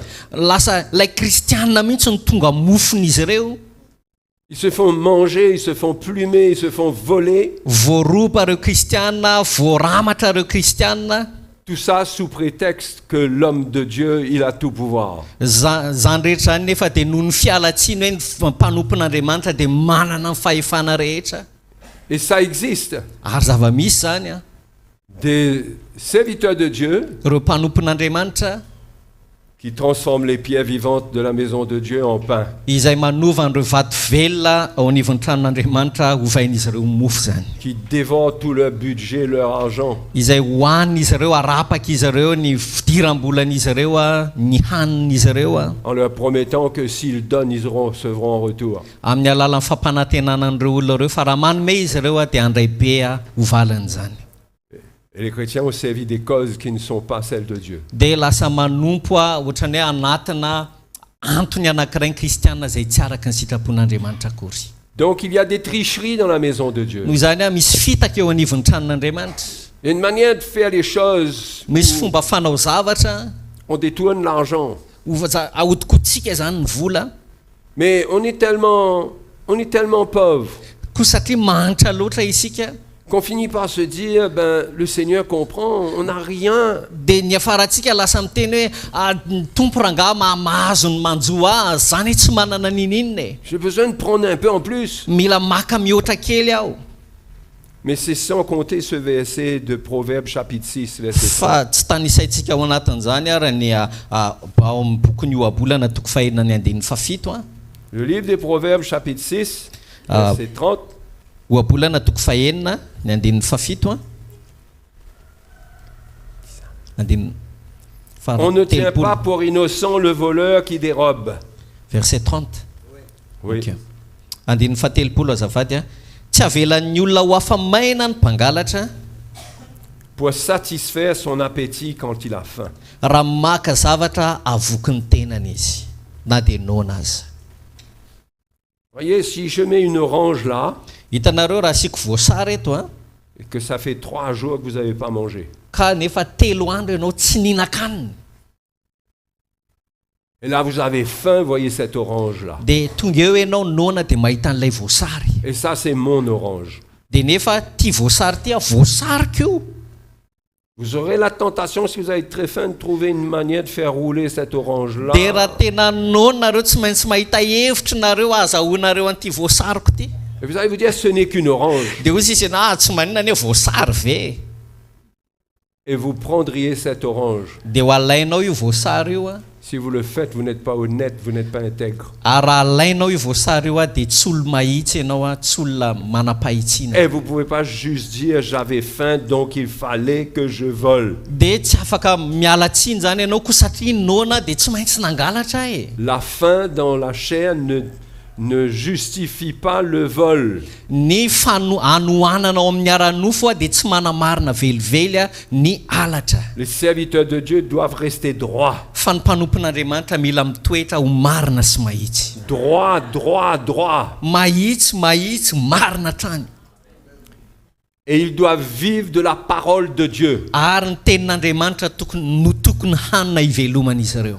Quand ils sont droits avec la parole de Dieu les nourrira. rehefa mahitsy amin'ny tenin'andriamanitra izy ireo dia ny tenin'andriamanitra no amelona azy ireo e. Non seulement de la parole de Dieu elle-même, premièrement, tsy hoe amin'izy matenin'andriamanitra izy tenany azy fotsiny ihany a mais Dieu vous nourrira du pain aussi dont vous avez besoin. fa amelona anareo amin'ilay mofo a izay tena avoky anareo ihany koa ny tenin'andriamanitra. Demeurez ferme dans votre intégrité. aoka ianareo a hijory sy hitoetra ao anatin'ny fahitsianareo. Job a été persécuté, Job a été testé, tenté, éprouvé profondément. fa joba dia tena nalaim-panaza toetra lalina izy a. Il a tout perdu. very teo amin'ny zavatra rehetra. Sa femme s'est retournée contre lui à la ary fin. na nivadiny aza nivadika tamin'ny farany. Mais la Bible nous dit il est demeuré ferme dans son intégrité. fa ozy izy ny baiboly hoe nitoetra olo mahitsy hatrany izy. Hein? Sa tsy zany. C'est pas parce que 50 arias tombent par terre là, ou 500 arias, je sais pas, tsy fantatra hoe raha misy 10 ohatra latsaka amin'ny tany eto a de la poche de quelqu'un, avy any am-posiny olona je le vois sortir, dia hitako nilatsaka le izy a je lui dis rien, dia tsy teneniko le olona nandatsahan'le izy a nilatsahan'le izy je ramasse ça, dia alaiko le vola je le mets dans ma poche. dia atsofoko anaty posiko. Il n'a pas vu. tsy hitan'le izy tsy hitany nangalako azy Ce n'est que 500 arias. fa zay 10 ve. Mais c'est pas la valeur de l'argent, fa tsy ilay tombam-bidin'le vola akory c'est la valeur de ton geste qui te dégrade. fa ilay a tombam-bidin'ny toetranao a no mampitotongana anao. Si tu es droit, tu cours derrière lui et tu vas lui rendre. raha ohatra ka mahitsy ny fonao dia hiazakazaka ianao dia averinao amin'ilay vola. Tu peux même lui dire, mais ça va te servir à quoi ça? fa afaka miteny amin'ny mihitsy ianao fa hoe tia le vola fa ataonao inona moa 10 zany e. Pour ton transport, mais il n'y a pas assez, tiens, je vais te rajouter quelque chose. hoe noho ny transportnao ve frais anao ve dia tsy ampy zany dia afaka omena ianao. Ça, c'est l'intégrité. zany atsona hoe fahitsiana. Rajoutez à cela l'amour. ary manampy an'izany ny fitiavana. Les serviteurs de Dieu doivent être intègres. ny mpanompon'andriamanitra dia mila olo mahitsy. Il n'y a pas un coq, une poule, un œuf qui atterrit dans leur corbeille sans que les autres le sachent. tokony tsy hisy atody ray na akoholahy na akohovavy tonga ao anatin'ny fitoeran-tsakafon'izy ireo raha tsy misy olona mahafantatra. Dieu regarde à l'intégrité. Andriamanitra zany tena mandinika ny fahitsian'ny olona. Et c'est le grand test, la grande tentation qui existe dans le monde, dans beaucoup d'églises. Zany ny fitsapana sy ny fizahan-toetra hitantsika manerana ny fiangonana maneran-tany. C'est que quand les pasteurs voient tous les chrétiens, rehefa mahitazana an'ireo kristiana rehetra ny pasteur, ils voient leur capacité à donner, ils voient du pain. dia mahita ny fahafahan'izy ireo manome pasteur dia mahita mofo. Nous ne voyons pas l'œuvre du Seigneur comme ça. Fa zahay tsy mahita ny asan'ny tompo tahaka Ne izany. convoitons pas ce qui ne nous appartient pas. Aokontsika tsy tsiriritra zay tsy atsika. Et Dieu nous donnera ce qui est à nous. Dia Andriamanitra hanome antsika zay sahaza ao atsika. Amen. Amen. Ça peut paraître comme un petit détail comme ça, Ohatrany hoe antsipirian'ny mody kely le izy, mody kely la izy a. mais ça, ce sont les petits renards qui dévorent les vignes. Kanefa ireny a dia tahaka noambo olo zay a mikiky ny tanimboaloboka, Ils détruisent la vigne du Seigneur. manimba ny tanimboaloboka ny tompo. On doit renoncer à ces choses. Fa mila mandanja ny rehetra zany isika. Donc il y a une tentation de tricher.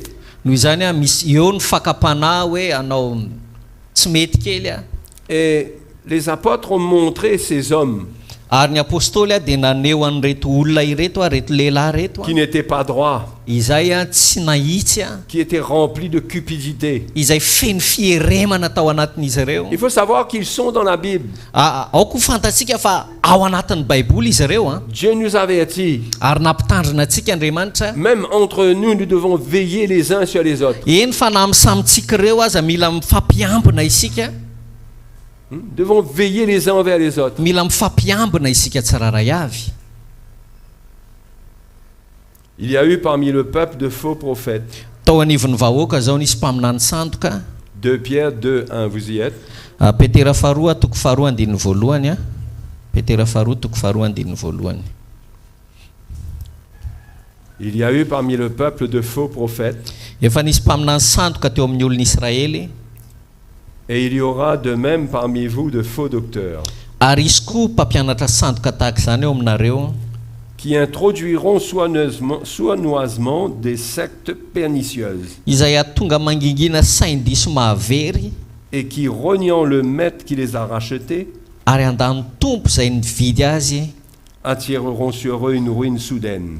ka atonga fahaverezana tampoka ho an'ny tenany. Plusieurs les suivront dans leur dérèglement, et la voix de la vérité sera calomniée à cause d'eux. Ary maro no hanaraka ny fijerijejony ka ireny no itenenandratsy ny lalan'ny fahamarinana. Et maintenant, par cupidité, Ary no amin'ny afatratra ny fitiavany arena hozy izy, ils vous exploiteront au moyen de paroles trompeuses. no hanaovany varotra anareo amin'ny teny mamitaka, Eux que menace depuis longtemps la condamnation et dont la ruine ne sommeille point. efa ela zay no tsy nijanonjanona ny fitsarany reny ary tsy rendremana ny fahaverezany. Donc Pierre parle de ceux qui sont dans l'église, Noho izany Paoly dia miresaka, Petera dia miresaka ny amin'ireo eo anivon'ny fiangonana, dans le royaume de Dieu, eo anivon'ny fanjakan'Andriamanitra, et qui ont de la cupidité. kanefa manana fitiavana arena ao anatiny. C'est-à-dire ils vivent avec le désir de posséder. Zany hoe miaina miaraka amina filana te azo arena zany. Mais comme ils n'ont pas, ils ne peuvent pas tout posséder, Koa satria tsy afaka manana ny zavatra rehetra izy ireo a, ils doivent convoiter. dia tsy maintsy mitsiriritra izy ireo. Ils doivent être malhonnêtes avec les gens pour les retirer ce qui leur appartient. Lasa manao fetsifetsy aman'olona izy ireo ahafahan'izy ireo maka an'izay an'olona zany. Et Pierre parle de serviteurs de Dieu qui par cupidité Ary Petera dia miresaka ny amin'ireo mpanompon'Andriamanitra vokatry ny fitiavana arena, exploitent au moyen de paroles trompeuses. dia hozy izy hoe anaovany varotra n'ireny olona ireny amin'ny teny mamitaka. Ils exploitent les chrétiens. Zany hoe tena ararotiny izy ireo ny Ils kristianina zany, manipulent les chrétiens. ahodikodin'izy ireo ny sainy Ils kristianina, mettent la pression sur les chrétiens. manisy fanerenany Ou kristianina bien izy ils ne ireo mettent pas de pression dépendant de la brebis. na izy tsy mametraka fanerena miankina amin'ilay ondry loatra, Ou bien ils font ressentir un intérêt particulier pour une brebis. fa na izy a ny fanao zany a dia manisy ohatrany hoe manisy mandeha misainy ondry zany. Le but c'est de prendre ce que cette personne-là possède. Fa ny tanjona dia niaka ilay zavatra nanan'iny olona C'est iny. la cupidité. Zany antsoina hoe La fieremana. parole de Dieu nous montre que ce sont des choses qui existent dans le Nouveau Testament et qui arrivent de plus en plus dans les derniers temps. Ny baiboly dia maneho amintsika ny tenin'Andriamanitra dia maneho amintsika fa hita ao anatin'ny baiboly zany zavatra zany ary azo vany zany amin'ny vaninandro farany. Au chapitre 2, verset 14, Andininy faefatra ambin'ny folo any toko faharoa ihany a. ils ont les yeux pleins d'adultère et insatiables de péché. Ils amorcent les mâles affermis, les âmes mâles affermies. manana maso feno fijangajangana zay tsy mety mitsahatra amin'ny fahotana. Ils ont le cœur exercé à la cupidité. Dia mamitaka ny tsy miorina tsara izy ary mampaharatra ny fony amin'ny afatratry ny fitiavany arena. Ce sont des enfants de malédiction. Dia zanaky ny fanozonany izy. Après avoir quitté le droit chemin, efa niala tamin'ny lala mahitsy izy, ils se sont égarés dans en suivant la voie de Balaam, ka nivilina naraka ny lalan'ny Balama, fils de Béor, zanaky Beora, qui aima le salaire de l'iniquité, izay tsy tia ny tambiny tsy fahamarinana, mais qui fut repris pour sa transgression. nefa voanatra izy noho ny fahotany. Et là, il y a eu un âne qui a parlé pour l'arrêter. Dia teo nisy borika imona zay niteny taminy. Donc, Pierre décrit la voie de Balaam. Noho izany Petera dia mamaritra ny lalan'ny Balama. Une voie dans laquelle la tentation pour l'argent, dans la cupidité est grande. Lalana zay ahitana ny fitiavam-bola, ny fieremana. Et il dit qu'il y a des hommes qui auront connu le Seigneur Dia hoy sisy hoe misy olona zay nafantatra ny tompo et ils vont quitter le droit chemin. dia hiala amin'ny lala mahitsy izy ozy izy.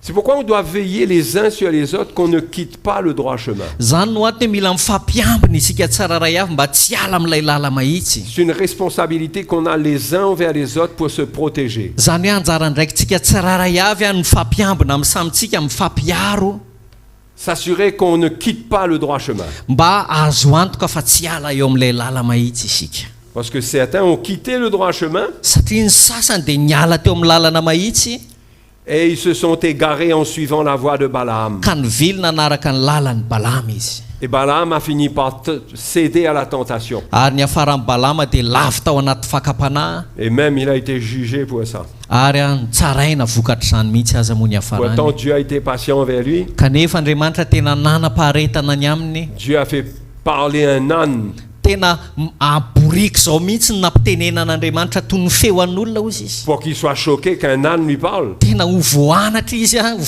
izy ka nampitenenan'Andriamanitra ny Et borika, qu'il arrête ses projets qui étaient dans son cœur que Dieu voyait. mba hitsara n'ilay tetikasa sy fikasana zay nananany tao am-pony zay efa tazan'Andriamanitra. Et même quand l'âne a parlé, Balaam n'a pas compris. Eny fa na dia niteny aza ilay borika moana dia mbola tsy azony Balama ihany zany. Tellement pour Balaam, il fallait qu'il arrive à convaincre l'Éternel Dieu Zany de hoe faire quelque chose pour cette affaire d'argent-là. zany hoe amin'ny Balama zany dia zao hoe tena tereny hatramin'Andriamanitra mihitsy mba hitrantsehatra hanao zavatra ao anatin'io resaka io. Il était obstiné, il était têtu. Tena mafilo izy, mafo izy. Et j'ai remarqué, moi, le message de la prospérité, ça rend les pasteurs têtus. Za mahita mihitsy amatsikatra eo anivon'ny afatry ny fanambinana mahatonga an'ireo pasteur ho mafilo izy ireny. Ils sont obstinés, ils ne voient plus rien. Tena tsy matazana ninina hafa akoatr'izany izy ireo fa zay ihany ny Pour eux, tazana. c'est la bénédiction, c'est l'enrichissement. Ho azy ireo dia fitahiana ihany, fananakarena ihany. Ça ne peut pas être autrement. Tsy misy zavatra hafa akoatran'izany. Ils sont comme Balaam sur l'âne, ils foncent. Dia tahaka ny Balama izay mipetraka eo ambon'ilay borika hoe alefa mandehana. Et Dieu essaie de l'arrêter, mais Des ils en font leur tête même. Andriamanitra efa te hampitsahatra azy fa ny lohan'izy ireo ihany ny enony. Vous voyez, tous ces exemples nous montrent le danger d'avoir de la cupidité. Hitanareo ireo ohatra rehetra eo dia maneho amintsika amin'ny mazava-doza ny fananantsika ny fieremana. Et de venir se servir dans l'église Ka tongotsika hanompo eo anivon'ny fiangonana comme dans une boulangerie où les chrétiens sont des pains que nous pouvons manger. tahaka ny ao anatina mpanao mofo izay ho antsika ny fijerintsika ny kristianina dia tahaka ny mofo. Ça va peut-être un peu loin ce que je dis là. Mety lasa lavitra loatra ve zavatra teneniko?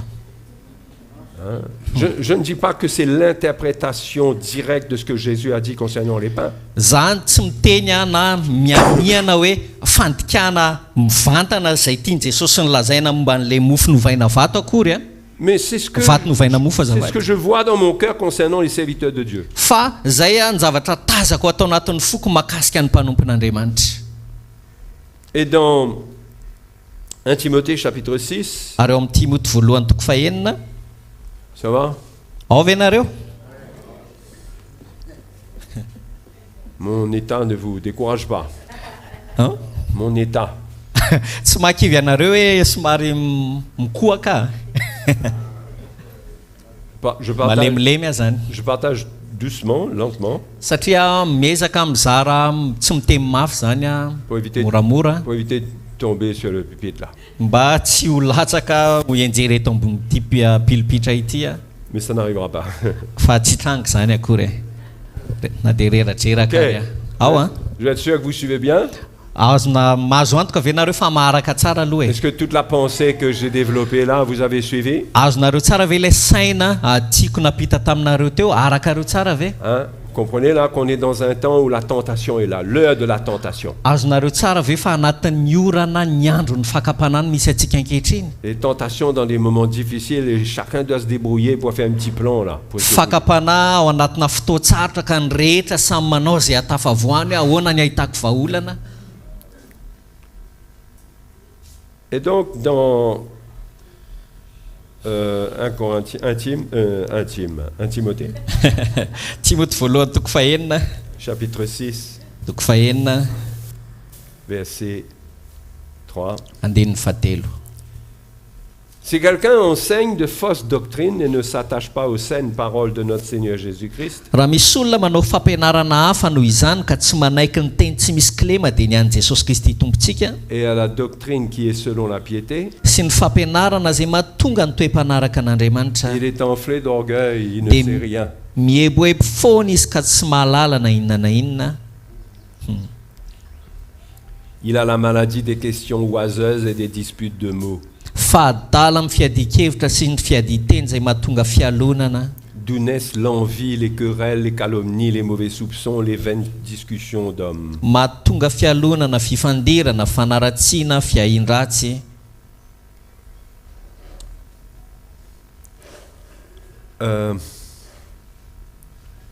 J'espère que j'ai pas... Vaines discussions d'hommes, pardon. Corrompus d'entendement, fifandirana lalandava privés de la vérité, fanaony olona vetaveta saina sady efa nialan'ny famarinana et croyant que la piété est une source de gain. manao ny toe-pana araka an'andriamanitra ho fahazon-javatra Vous savez, c'est une grande tromperie, ça. Hein? hitanareo fitaka lehibe zany zavatra any a De croire que la piété est une source de gain. ny mihevitra hoe ny toe-pana araka an'andriamanitra atao fahazon-javatra C'est-à-dire qu'on vient profiter zany hoe tongotsika anararoatra de ce que, finalement, de ce que les chrétiens possèdent. ny any amin'ny farany zany dia manararoatsika zay ananan'ny kristianina Parce que la piété qu'on partage, notre vie avec Dieu, ça nous permet de faire ça. satria ny toe-panaraka an'andriamanitra ny fiainantsika miaraka amin'andriamanitra mahatonga antsika anana lalana hakan'izany C'est une source de gain. dia ozy izy lasa fahazahon-javatra le izy Mais attention, Paul dit que ceux-là sont corrompus d'entendement. dia ozy izy paoly hoe tandremy tsara fa ozy izy paoly hoe zany rehetrarehetra zany ozy izy a dia nialan'ny fahamarinana vetaveta saina Et au verset 6, ary andinin'ny fahenina l'apôtre Paul exprime, dia miteny ny apôstôly paoly a c'est en effet une grande source de gain que la piété avec le commandement, fa misy tombony lehibe tokoa le contentement. misy lehibe tokoa ny toe-panaraka an'andriamanitra homban'ny fianinana C'est-à-dire, effectivement, on gagne beaucoup de choses avec la piété. zany hoe ny tena marina zany a lasa mahazavatra betsaka kokoa azitsika miaraka amin'ny toe-panaraka an'andriamanitra Mais quand on a le contentement dans notre cœur, fa rehefa manana amin'izay fotoan'izay nefa mila manana ny fianinana ao am-potsikitsika quand on est content de ce que l'on a, rehefa faly ana mianina amin'izay ananantsika isika et qu'on ne cherche pas à désirer plus que ce que l'on a, ka tsy mitaditsika na mikasaka mihoatra noho izay ananantsika il dit donc que ce contentement,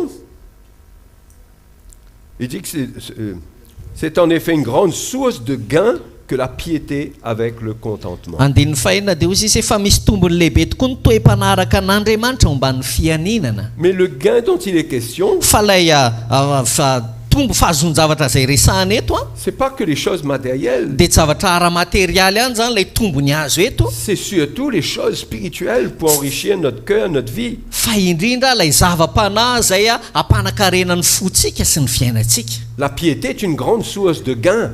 ny toe-panaraka an'andriamanitra ozy izy dia tena tombony lehibe Quand nous sommes dans la joie, nous endurons, nous sommes dans le contentement, rehefa ao anatina fizahany-toetra isika ka manana fifaliana manana toe-po mianina nous sommes reconnaissants pour ce que nous avons. dia tena feno fakasitrahana isika ny amin'izay ananantsika. C'est vrai qu'on aimerait avoir plus, marina tokoa fa te hanana mihoatra isika kokoa, mais attention parce que si Dieu ne te donne pas plus, c'est que ce n'est pas bon pour toi. fa tandre mieritreritra hoe raha tsy manome anao an'ilay mihoatra kely zany Andriamanitra dia lasa mihevitra ianao fa tsy miaraka aminao Andriamanitra. La foi, c'est croire que Dieu prend soin de moi et il sait exactement de quoi j'ai besoin. Ny finoana dia zao hoe ny fahafantarantsika fa Andriamanitra mitsinjo antsika ary mahafantatra zay mahasoa sy ilaintsika.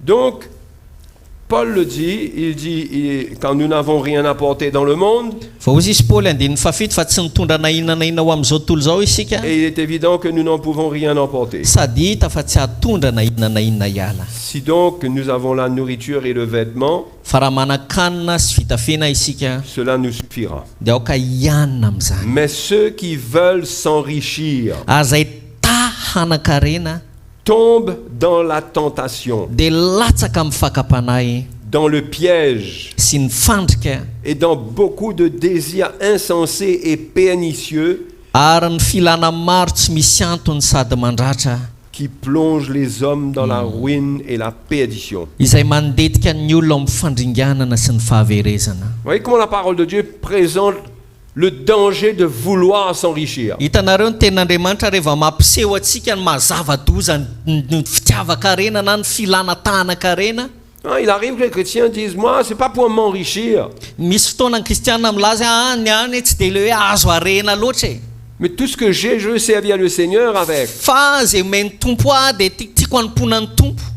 Parfois, c'est vrai, c'est sincère. Mety marina izy, mety tsotra ao am-pony izy.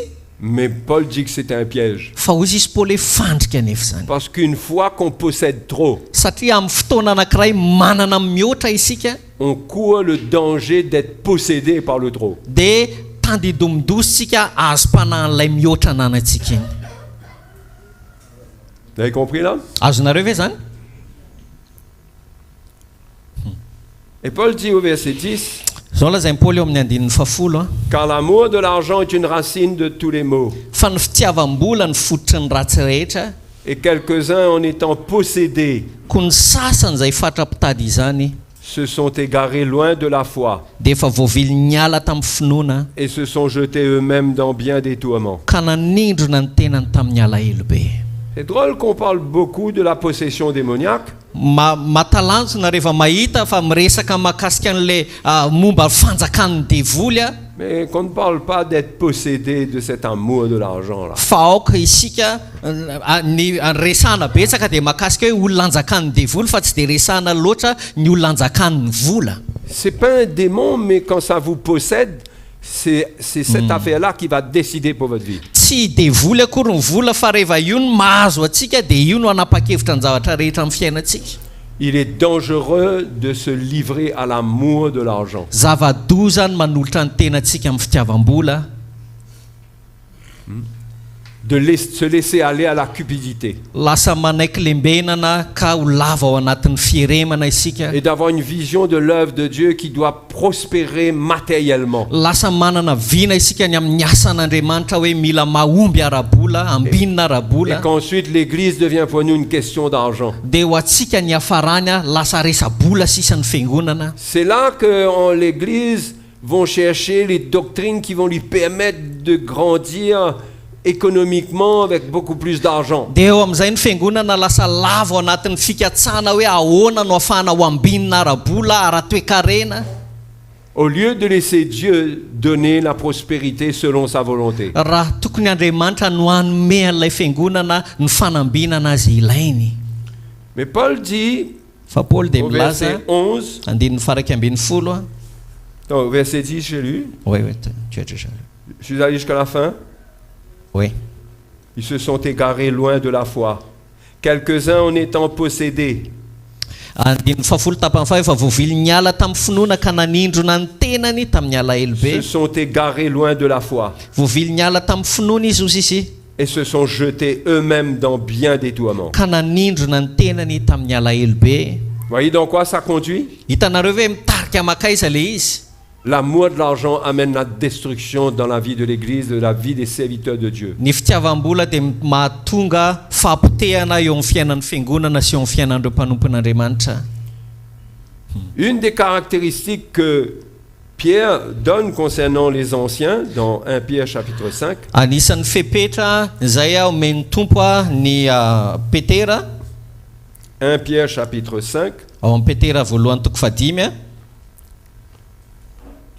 mahakasika an'ireo olona fepetra amaritana ny tokon'olo olona.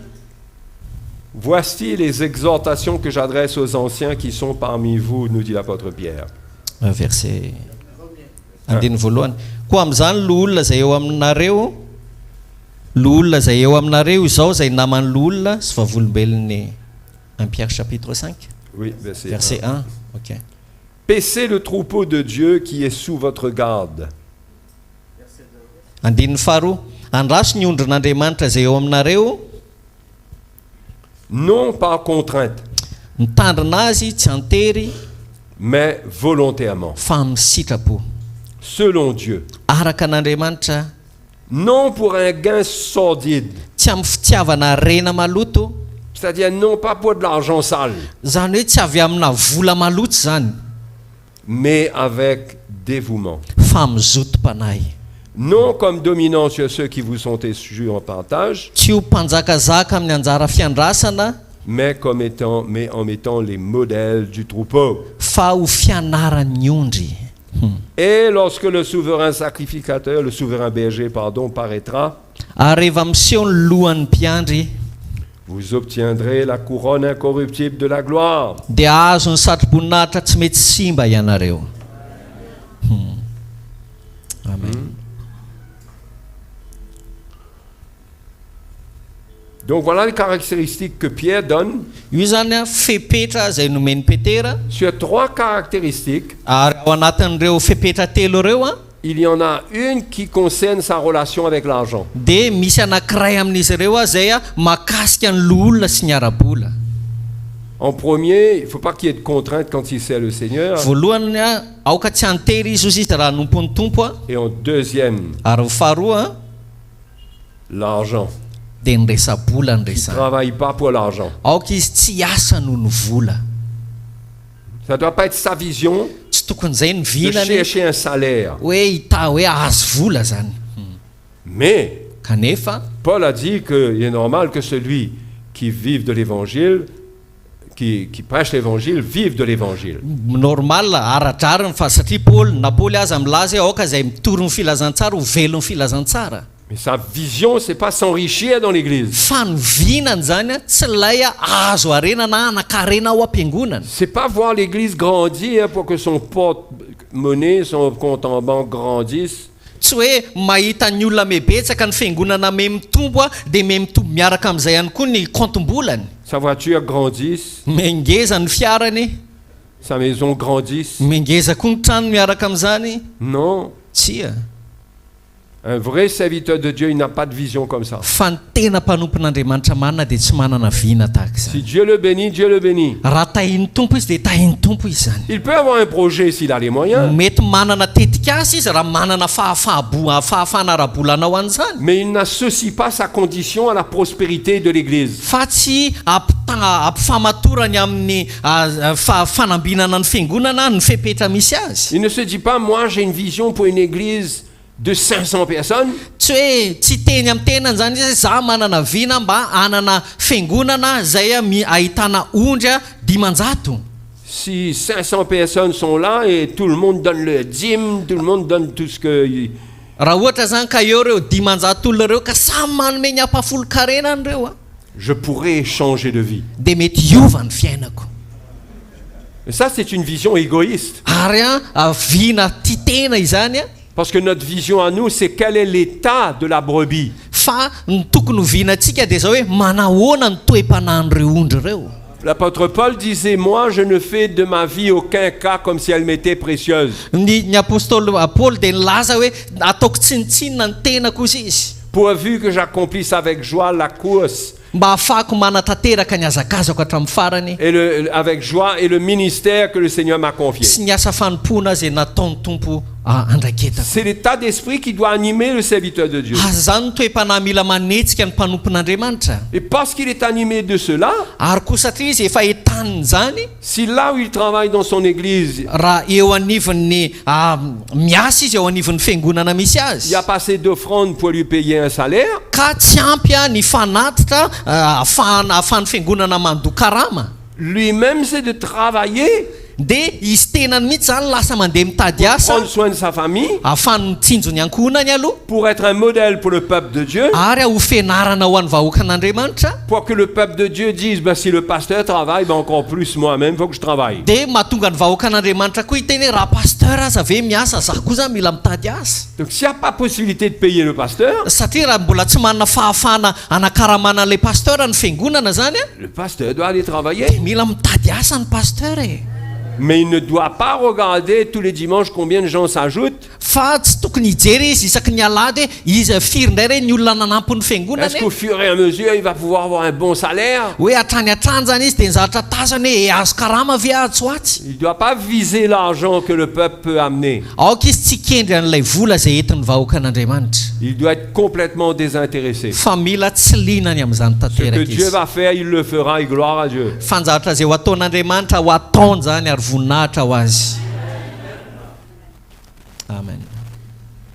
C'est pourquoi le Seigneur a enlevé de l'Église certaines doctrines zay mahatonga ny tompo a nanala teo anivon'ny fiangonana reo fampianarana sasatsasany qui permettent de mettre le contrôle sur les chrétiens financièrement. izay mahatonga ny mpanompon'andriamanitra anam-pifehezana arabola eo amin'ireo kristianina, Et on utilise la dîme dia ampiasaintsika ny fahafolo-karena pour s'assurer qu'il y a 10% de tous les salaires qui sont ici viennent dans la caisse. mba azo antoka hoe ny fahafolony rehetra zay fahafolo-karenany olona rehetra zay eto amin'ity toerany ity miditra ao anatin'ny fasimbola, Sans réaliser que cette dîme-là, elle était utilisée en Israël pour le soin du sacerdoce lévitique. dia tsy tonga saintsika hoe nampiasaina n'iny fahafolo-karena iny tao amin'ny Israely dia hitsonjovana ny fisoronan'ny levy. Mais comme on a trouvé un pourcentage quelque part, fa satria tato atsika tao anatin'ny baiboly tao tsika nahita isanjatony dans la loi, tao anatin'ny lalàna, eh ben on va prendre ça, on va dire au peuple de Dieu, il faut donner ça. dia alaitsika zany dia tenentsika amin'ny vahoakan'andriamanitra hoe mila manome an'io. Moi, je ne vois pas Jésus accepter que les gens viennent après lui za tsy nahita an' Jesosy hoe tonga ny olona nanaradia azy et leur demander leur dîme. dia nangataka ny fahafolo-karenan'ireo olona nanaradia azy izy tamin'ireo olona zay nanaradia azy, Le Père prenait soin de lui. fa ny ray nitsinjo azy karakara azy. Et quand il n'y a plus ces contraintes-là, ary rehefa tsisy intsony zany zay faneriterena izay la maison de Dieu est une maison de paix. dia tranon'ny fiadanana ny tranon'andriamanitra. Personne n'est sous des contraintes et de la tristesse. tsy misy olona zany anatina fahaterena sy ny alahelo intsony, Parce que les lois, ça tue les chrétiens. satria ny lalàna ny mamono ny kristianina Ça limite l'amour de Dieu dans son cœur. lasa mametra n'ilay fitiavan'andriamanitra ao am-pony. Peut-être que l'amour de Dieu dans son cœur, c'est de donner 20%, 30%. mety hoe ny fitiavan'andriamanitra apetrak'andriamanitra ao am-pon'ilay kristiana hoe manomeza 20 isanjato 50 isanjato aza, Mais parce qu'on l'a obligé à donner 10%, fa satria terentsika hoe ferantsika hoe 10 isanjato ihany ny omeny, comme c'est une obligation, koa satria fanerena le izy eh ben ça coupe l'envie de donner plus. dia lasa manapaka n'ilay filana te hanome mihoatra mihitsy aza. Parce que si c'est ça que je dois donner, ben c'est bon alors. dia satria hoe raha voafetra hoe io 10 isanjato io nomeko a dia efa milamina zany, Mais quand on vit selon le cœur de Dieu, fa rehefa miaina araka amin'ny fon'andriamanitra dans la isika liberté, ao anatin'ny fahafahana avec l'amour de Dieu, miaraka amin'ny fitiavan'andriamanitra, on donne volontairement, librement, sans tristesse ni contrainte. dia manome tsika antsitrapo ampifaliana tsy misy alahelo sy fanerena. Mais c'est l'église du Nouveau Testament, les frères. Zany ne rahalahy ny fiangonana hita ao amin'ny testamenta vaovao e. C'est l'église du Nouveau Testament, ça fonctionne comme ça. Ny fiangonan'ny fanekena vaovao testamenta vaovao dia ohatr'izany ny fizotrany. Et le fait qu'on inclut l'argent comme quelque chose qui doit être surveillé, Il faut faire attention, il faut motiver. Ary koa satria ny resabola dia ampidiritsika anatina fepetra anankiray hoe tsy maintsy ambenana tsara io resabola io a. Ça amène la pression, ça amène les reproches, ça amène la condamnation. Dia lasa mitondra fanerena le izy a, mitondra fanameloana le izy a. Toi, tu n'as pas donné assez. Hoe ianao tsy nanome mihoatra, tsy nanome ny tokony omena. Il y a des églises où on vérifie même si le chrétien a donné sa dîme. Misy fiangonana tena manamarina mihitsy hoe nanome ny ampahafolo-karenany ve ny olona anankiray. Mais le front, c'est entre le Seigneur et le chrétien. Fanatra ne raha ny marina kokoa tena fifandraisana amin'ilay kristianina sy ny tompo e. Ce que le chrétien donne au Seigneur, ça le regarde lui. Ny zay omen'ny kristianina ho an'ny tompo a dia azo ny tompo zany ane. C'est son cœur, c'est son amour pour Dieu. Fitiavan'ilay kristianina an'Andriamanitra zany. Et s'il n'y a pas d'amour, ben on est obligé de constater qu'il n'y a rien dans le cœur du peuple de Dieu, donc il n'y aura rien dans la maison de Dieu. Noho izany a raha tsisy fitiavana ao ampon'ilay kristianina dia hitantsika ihany koa zany fa tsy manam-pitiavana ny tompo izy a dia tsy tahina ny asan'Andriamanitra. Parce que si on enlève la dîme, on peut avoir la peur qu'il n'y aura plus rien. Fa indraindray rehefa esorintsika amin'ny fahafolo-karena dia manasy matahorantsika so tsisy fidiram-bola ntsony ao anatin'ny fiangonana, tsisy vola ntsony miditra anatin'ny fiangonana. Mais si on prêche l'évangile, fa raha mitoro ny filazantsara isika, le fruit de l'esprit dans la vie des chrétiens ny vokatry ny fanahy zay hita amin'ny fiainan'ny va kristianina les rendre plus généreux que ce que la loi les obligeait à faire. dia ahatonga azy ireo hitombo amin'ny tsi-pony kokoa aza mihoatra noho izay takiany lalàna tamin'izy ireo. Hein? Mais de toute façon, il faut vivre dans la liberté. Fa na ahoana nefa mila miaina anatina fahalalana sy fahafahana ny olona. Après, on trouve des arrangements. Dia aveo tsika lasa mitady fa anambomboatra. Moi, j'ai déjà eu affaire à des gens qui m'ont dit, mais non frère, Zany indray efa tojo olona hoe rahalahy tsia. moi la dîme, je la donne de tout mon cœur. Zany ny fahafolo-karena meko amin'ny foko ray manontolo iny. Tu arrives à ne pas donner ta dîme que tu donnes de tout ton cœur? Nareo ve mavita mame fahafolo-karena nefa tsy tamin'ny fonareo ray manontolo namezana an'izany? Quand tu donnes pas, tu es bien? Rehefa tsy manome indray ianao dia mandry ve sainao? S'il arrive que tu n'es pas bien, Raha s'il ohatra arrive ka que tu donnes pas, ohatra ka misy taona ianao zany tsy tafanome fahafolo-karenany mihitsy, comment tu es? dia manahoana ny Tu es toetranao? libre? Matsapa afaka ve ianao? Ou bien ça attaque ta conscience? Sa tena manafika ny fieritreretanao hoe tsy nanome ianao? Donc donner n'est pas une question de donner la dîme. Noho izany manome a tsy voatery resaka fahafolo-karena. Donner, c'est selon ce qu'on a résolu dans notre cœur. Fa ny atao hoe manome a dia zay a fahafahana sy fahalalahana ao anatin'ny Et fotsika. quand le peuple vient servir et donner ce qu'il a dans son cœur, Ary rehefa tonga ny vahoaka an'Andriamanitra hanompo amin'ny alalan'ny fanomezany arak'izay niny fony, il est en paix, il est en joie. dia tena faly izy a, miadana izy. Il chante les louanges du Seigneur, il est reconnaissant. Tena mihira ny fideranan'ny tompo izy ary feno fankasitrahana. Parce qu'il n'y a personne qui l'a battu avec un grand fouet pour qu'il donne 10%. Satria tsisy olona nikapoka azy tamin'ny karavasy hoe tsy maintsy manome fahafolony ianao. Et peut-être qu'il donne moins pendant un temps, ou peut-être qu'il donne plus même. Mety indraindray izy manome somary lasaka ao anatin'ny fotoana fa nefa ihany koa misy fotoana izy mety manome mihoatra noho ilay fahafolony. Mais là, le budget dans la maison de Dieu, c'est l'Esprit de Dieu qui contrôle ça, c'est plus la main de l'homme. Ao anatin'izany a dia ny fitantanam-bola sy ny fidiram-bola eo anivon'ny fiangonana dia ny fanahy ny tatana azy fa tsy ny tanan'olombelona intsony.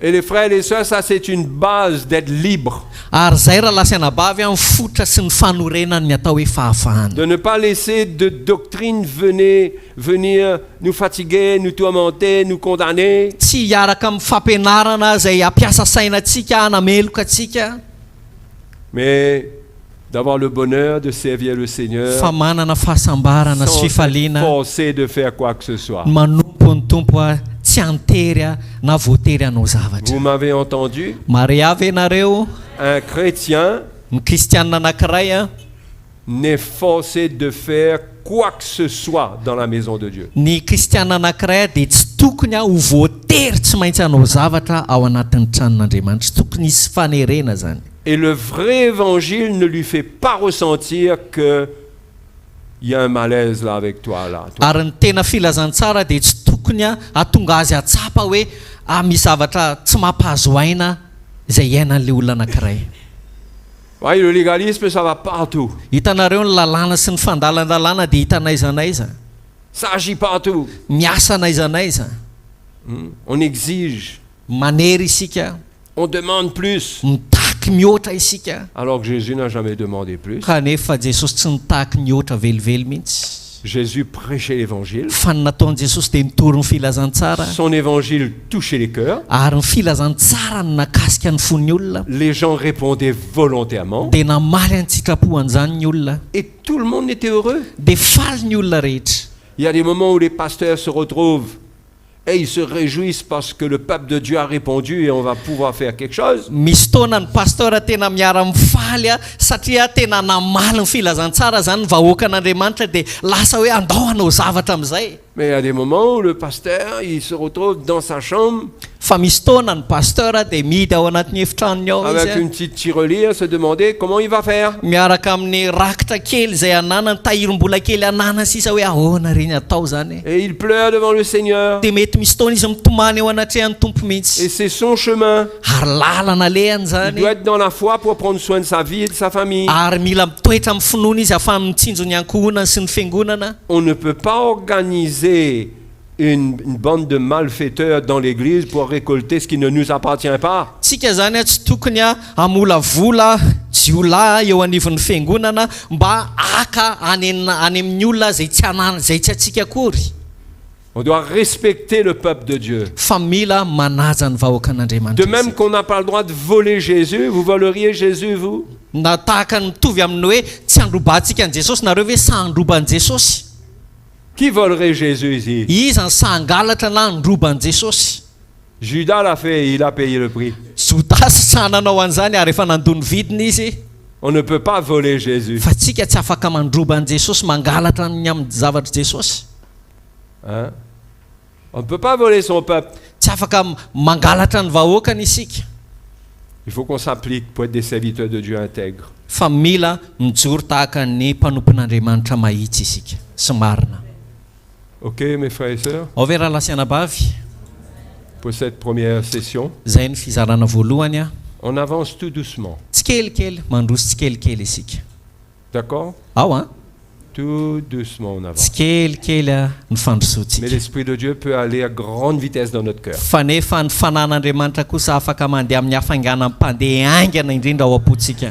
Nous sommes là, pas pour avoir de grandes informations théologiques. tsy tonga eto isika akory a ahazo fahalalana ara teolojika. Nous sommes là pour être confrontés à l'Évangile, fa tonga eto isika tena ho voakotsikotsina ny amin'ny à filazantsara l'Esprit de Dieu, amin'ny et à fanan'andriamanitra voir où est mon cœur dans toutes ces choses. dia tazana sy ahitany fotsika hoe aiza ho aiza ny foko ao anatin'izany zavatra rehetra. Est-ce que j'ai tendance à courir derrière les brebis pour de mauvaises raisons? moa ve manana foronana hoe hiazakazaka any amin'ireo ondry a mba hazahokony zay avy Pas amin'izy de ireo quoi se a condamner, tsy manameloka atsika akory mais il faut se repentir. fa kosa tsy ety nanamelohana atsika fa Ah, il faut dire, nibebatsika. Seigneur, je ne veux pas vivre comme ça. dia hiteny amin'ny tompo hoe tompo tsy te hiaina tahaka izao intsony aho Je veux vivre comme toi, avec ton cœur à toi. fa te hiaina tahaka anao a tahaka ny fonao. Ok? ao a On se revoit dans un petit instant. afaka fotoana fotsika dia hiverina eto a mety aminareo ve ok C'est bon? oui c'est bon. Merci.